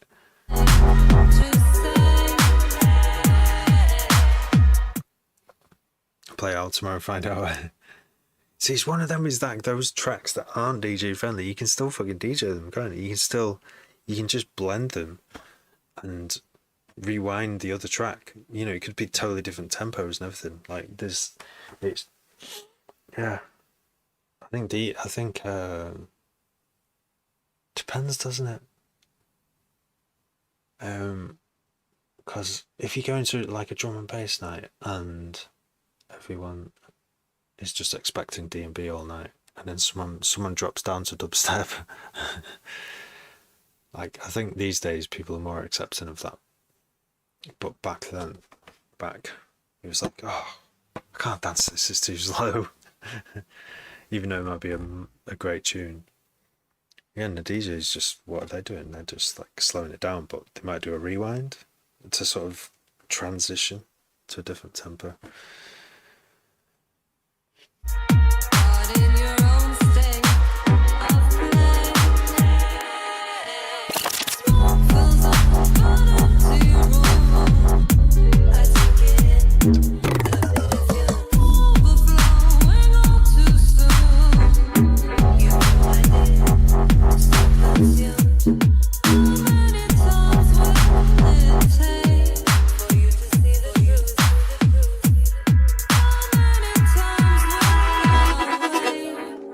Yeah, that's the best bit in the middle.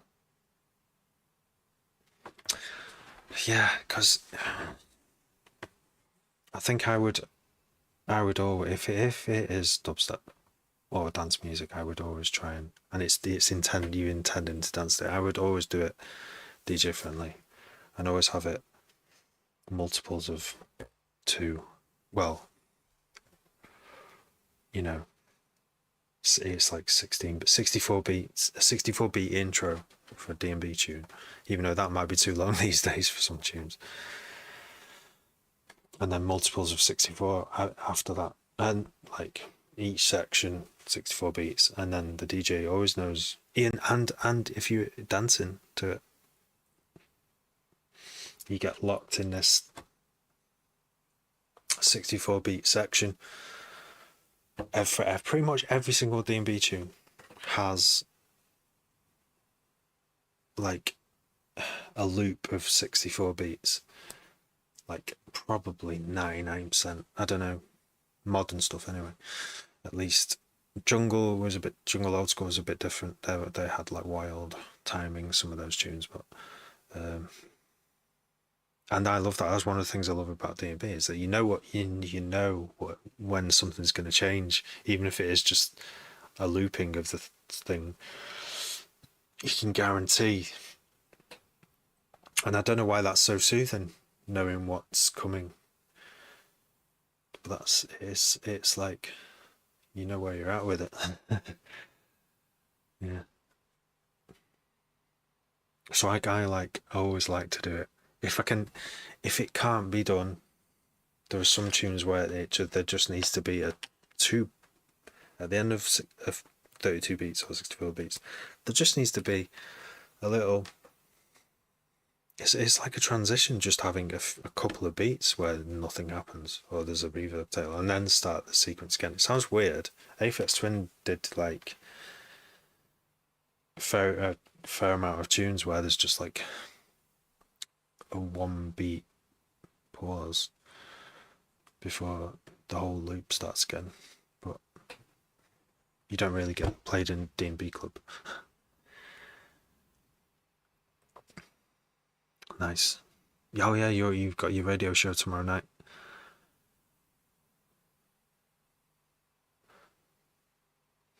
Oh, with an echo, yeah, of course, yeah.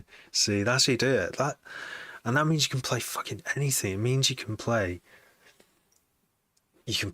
anything. You can play like a mad 60s fucking bit of something and be like a DJ who's like almost like sampling on the fly bits of music, you know, and just put a sub underneath it from on a separate deck. That's a sub that's tuned. Odd bar number. Somehow, so I just left it at that, right? Pattern identification makes our brains happy, for sure. Definitely. I don't know. Yeah. Definitely. Like, even if you're not aware of it, like, obviously, because I've learned how to DJ on vinyl and stuff, it definitely pleases me when it's in a block of 64, 32 beats. Most people talk about this in bars, but and a bar is just 4 beats, so all you've got to do is a bit of quick math. People spit bars, right? They don't spit beats. So yeah, it's just because I've decided to one day count. I literally, that's why I say 64 beats, because I literally counted them in order for me to understand them. That's why I say 64 beats. But 64 beats is just halve it 32, halve it again 16 bars. That's your drum and bass, kind of like most of D&B. Guess some of it might be 8 bars. Okay, next.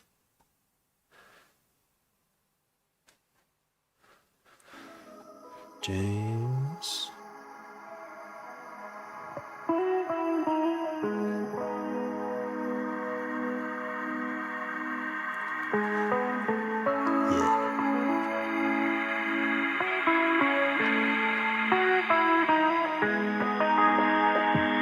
I'm sure I'm gonna go soon.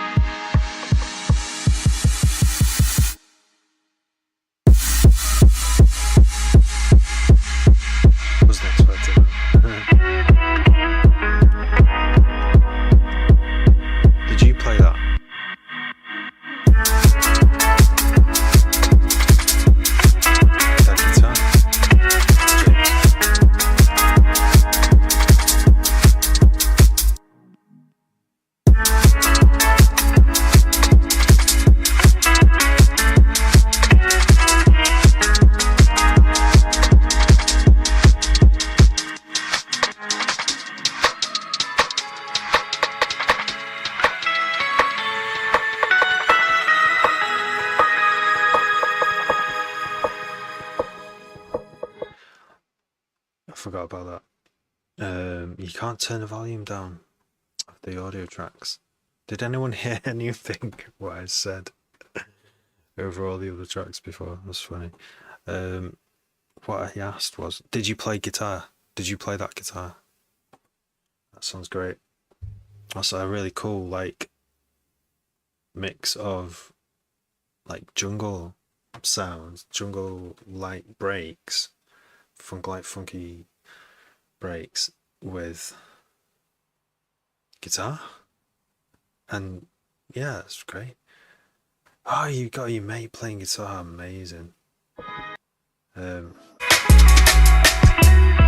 it's really clear. It's like a sort of a futuristic break. It's like it sounds like the same rhythm as like one of the classic old school breaks, like but a really crispy, like all the drum hits are really crispy. So it's, I don't know what you've done there, some kind of magic.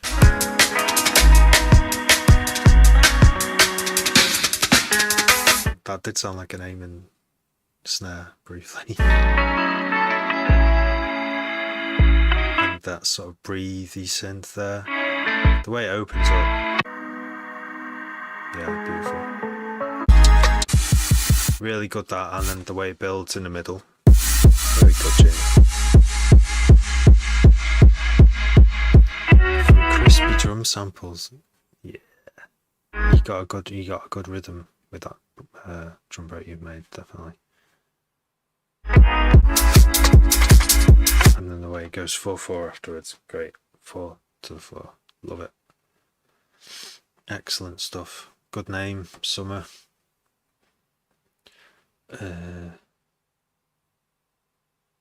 Yeah, amazing. Right, last one now, and then I think I'm gonna go.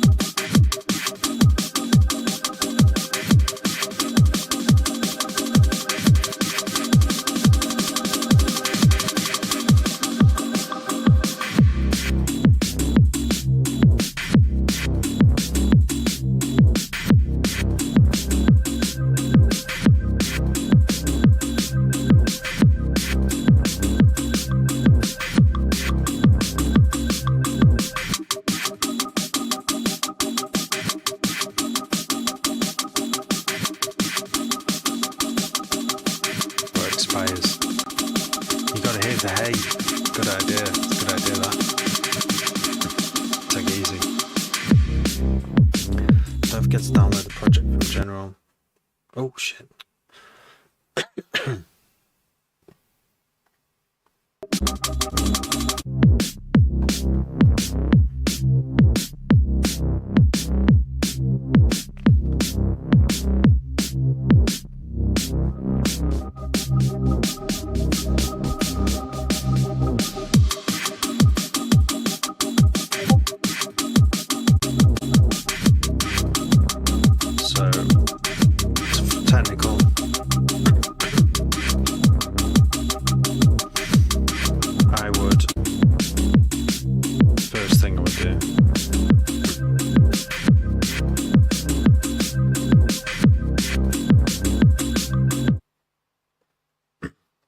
Seeing that your bass has got no sub in it, so I would parallel to I would have a separate sub bass MIDI channel that's just a sine wave. High pass your with quite a steep, like 24 dB. Or steeper, doesn't matter if you've messed the phase up of the mid bass, I call it. So you separate your bass into a sine wave and a mid bass. But if you have them both together, you'll get phasing because the sine wave will phase with the little bit of sub, because you've got a little bit there. at around 70 hertz. So what you want to do is remove all that high pass with the bass that's there, and then create a separate channel with a sine wave playing the same note, and it will give you this wonderfully clear sine wave underneath. I appreciate that this might just be a sketch that you're working on, and sometimes, like me, I don't always do the sine wave thing until I've got a tune down, until I've got like a bit of a tune idea that has a vibe, and then adding the sine wave thing is sometimes like a mix. When it's time to mix the track and I want it to sound as big as possible, so I would then swap out the sine, high pass the bass, and then put a sine in. You get like a totally solid controlled bottom. Then that's what you want, a controlled bottom, and that'll be, I'm going to have that as my final thought tonight. We all need a controlled bottom, don't we? No problem. Thanks, Ryan. Thanks for sharing.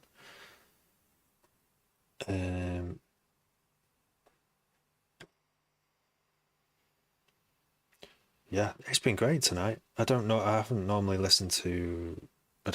do big listening sessions, but when I do, it's because I'm ready. I'm like, I'm just loving hearing all this new music. Okay, James has posted, Please Don't Steal Me, which I can't remember. I don't know which track this is, James, but I'm going to download it because it's only here for 24 hours. It feels like it's a special privilege. Oh yeah, that. Have a great night, James. What am I doing here? Accept all, download, Please Don't Steal Me. I'm just going to like save it to my hard drive. That's not stealing, is it? If I obviously remix it or something, I would be making you a golden carriage made out of, like, you know, an agreement over probably 50-50 for a remix, isn't it? With consent, with your consent, of course. Where do I store this? Oh.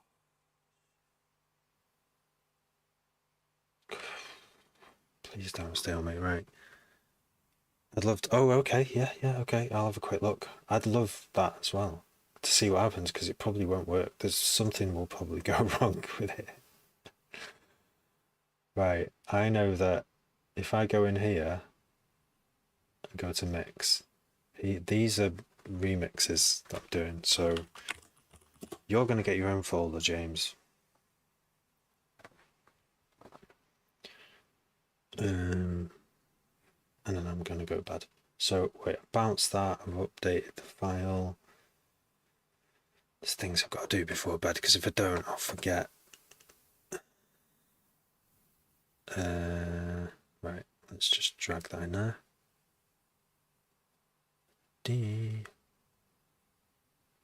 Stress.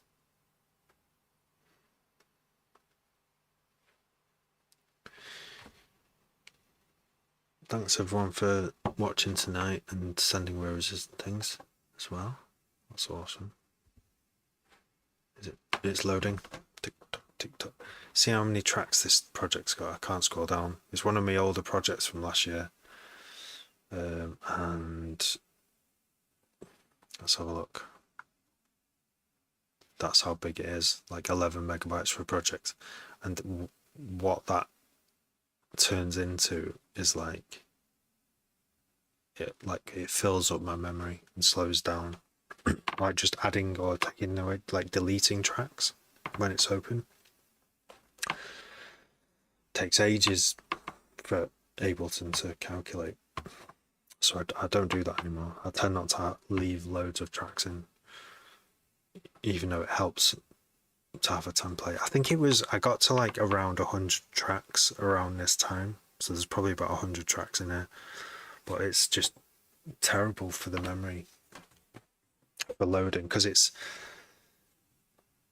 like I say, it's like 11 megs in a file. You can sort of tell how big it's, how long it's, how bad it is by the size of the file, but if it's loading up, you know, 50 serums or 50 of anything, it slows right down. Like if you had 50 empty MIDI tracks, it wouldn't do it, probably. 28 dubs. Pex has put 28 dubs in here. In LimeWire. Didn't know LimeWire existed. Oh, you just put this show up as well. I've totally missed that. I've totally missed Pex putting this up. Has it loaded? Right. All right. Look at this. It's dead small. Let's have a look. Wow. Okay, it's not small. Let's turn automation off and put height on. There we go. Okay. Okay, that wasn't me. Sane, thanks for following. Stay sane. Yo, I'm on the next Kush wave right now. Listen, man wanna hate on. Oh yeah, shall I check that? Audio unit. Audio unit. Okay, it's just clip L2 and transient master. It's all levels. It's all level based. It's all good. We can live without those. Transients on drums. Interesting. On the drum group, is it? Pro L2 and free clip on main. We can live without those. Oh, there's currently nothing on the main. Okay, and the drums, there's a transient master. What is transient master? Oh, you put a list in a zip. Oh, but because the audio unit, I probably cannot use them. Oh, third-party VSTs. Free clip, NI, transit. Oh, okay. Okay, we can get something similar with what I've got. Yeah. Free clip, I do use free clip. I'm on the next Kush wave right now. But because it's AU, it won't load up my free clip, which is a real fucking. Ableton could fix that, couldn't they? They have all the data. All the data is there. All the settings are stored in relation to this right there in this project file, and all they have to do is translate it to the Windows, to the VST version, don't they? Do I work at Ableton? No. Man wanna hate on, my own goons wanna take from. When I go like this, somebody gonna rotate, never seen major. Labels are getting that, so keep licking, I get 8 of each. When I go like that's making, me I get paid when I speak. Like on my beach, no faith in the east. Grew up on grapes, no blaze in the cheese. But I better time for the unit. I should have really done this speak, I get weeks. No time for you also, just know we ain't at peace. So like the iron, raise this crease.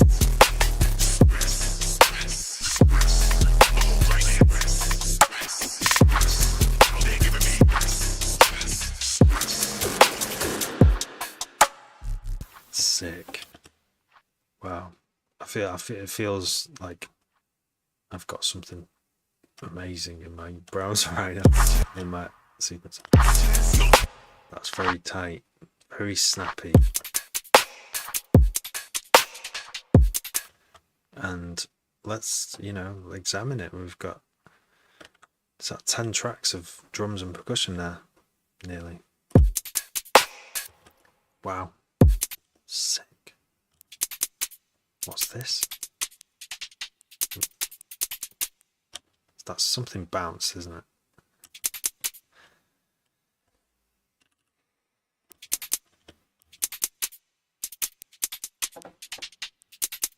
Oversampled volcano. What else? What's this? Hat. Ooh. this hat is a nice, like, there's some kind of modulation going on there, isn't there?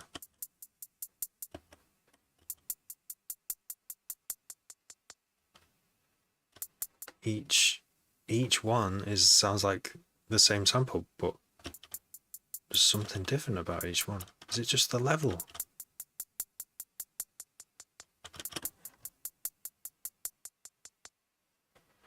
From the side. So you've got a side. There is something at the side that's sidechain in it.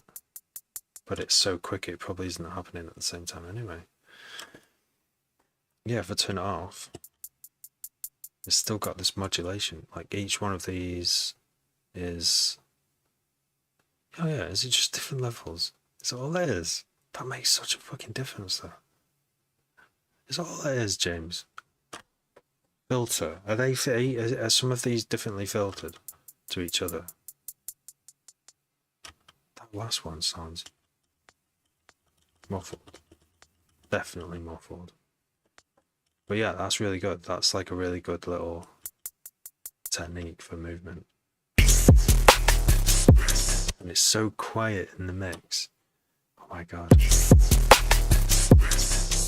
It just adds to it though. It just adds that extra little to the whole mix. Brilliant. Again, some more like... Oh look, here we go. There's the filter on the group. So they're all in a group. So it is the same sample. But this is automated towards the end, which is really nice as well. Like to see it's so simply done. There would be me trying to fucking like auto filter every single fucking one. Well, each track individually when all you've done is put them in a group. It's genius, really. Like simplifying. It has such a big effect overall. Again, that's like a mystery. Big hit, big hit.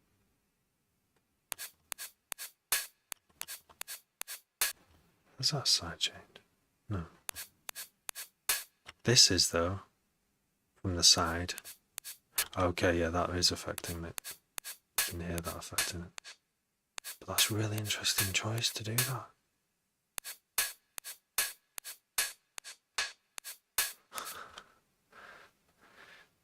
Wow. That's nice. Nice snare. Like a double snare.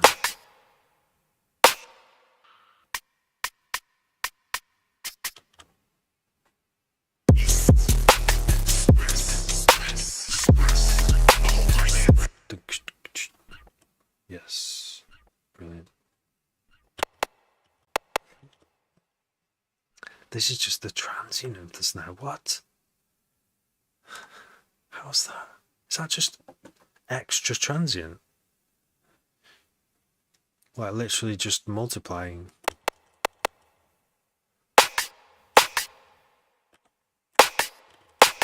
It really does work. Amazing. Yeah, but like doubled up. Multiplied. It really works well, that, yeah. Is it? Go heavy into the limiter though. Let's whack an L2 on it. Let's see what it does. This, I mean, I use L2 not just to limit, but to just kind of look at the overall energy going in to the master. I'll turn free clip off, which will probably make it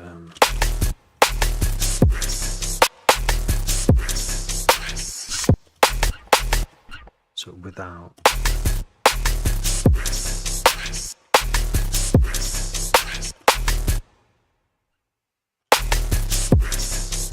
Okay, it's only adding another decibel of loud of level to the snare, but it sounds snappier. Okay, cool. These are cool techniques you've got going on here, James. Nice kick. Let's have a look at that. Let's load up my 4X. Looking good.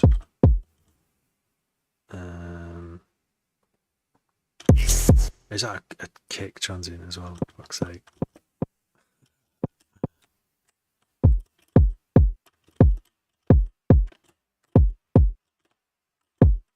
That it's like muffles it when that's turned on. Is it because L2's going, isn't it? Because it's making L2. Oh no. No, it's not. That's weird.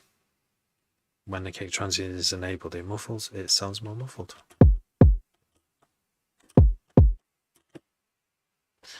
Must be a phase thing. Transparent preset on Pro.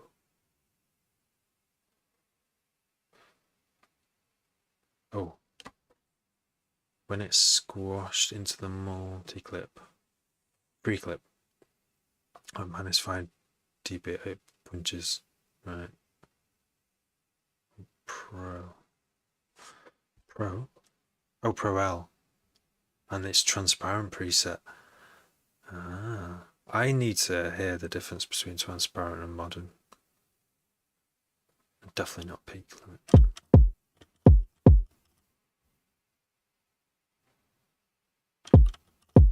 -5 dB. So what here you mean? Oops. What have I done? It's all gone.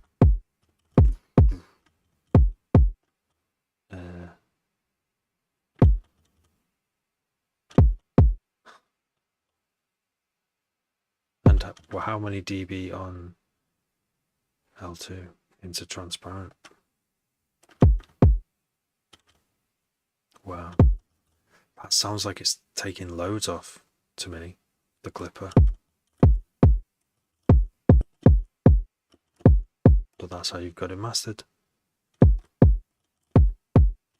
Just give it. It sounds, because that's the problem with clipping. It sounds more flabby.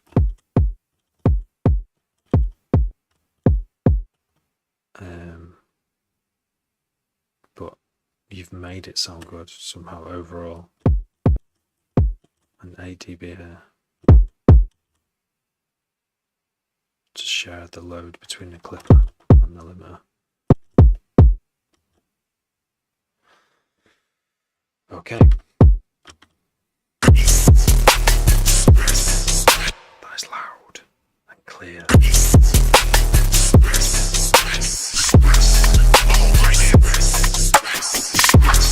Yes, and like nearly hitting -6 lufs there.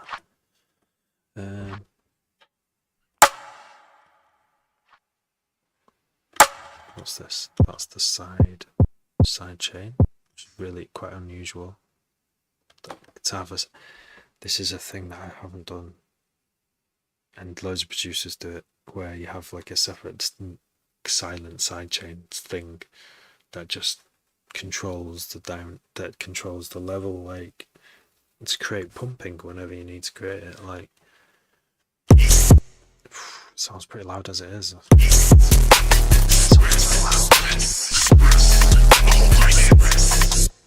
Right, I'm gonna have to go. My eyes are failing. Let's just look quickly.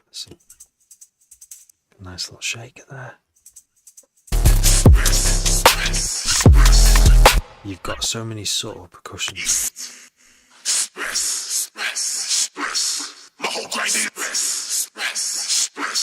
now they're giving me No way. my whole grind is now they're giving me Incredible. That's incredible work there. Right, I'm going to save this as a copy so that we've got the master a bit more like yours. Thank you, James. Yeah. Ringwald sign chain, yeah. That actually that might actually work for this track. Even if it's just a little bit, it could give you that extra dB or extra clarity with the kick and the snare.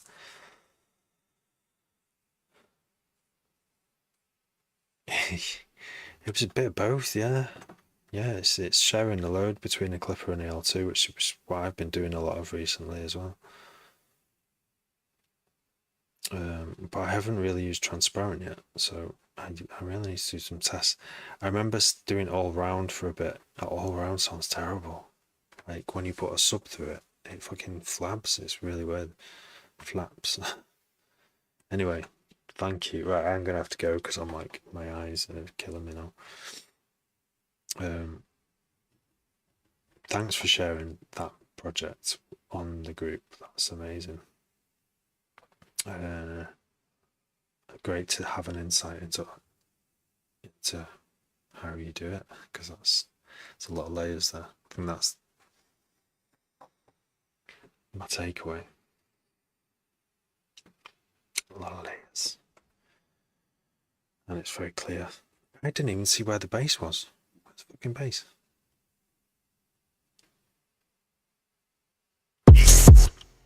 Oh, you've got. Oh my god, I've not even gone into the groups yet.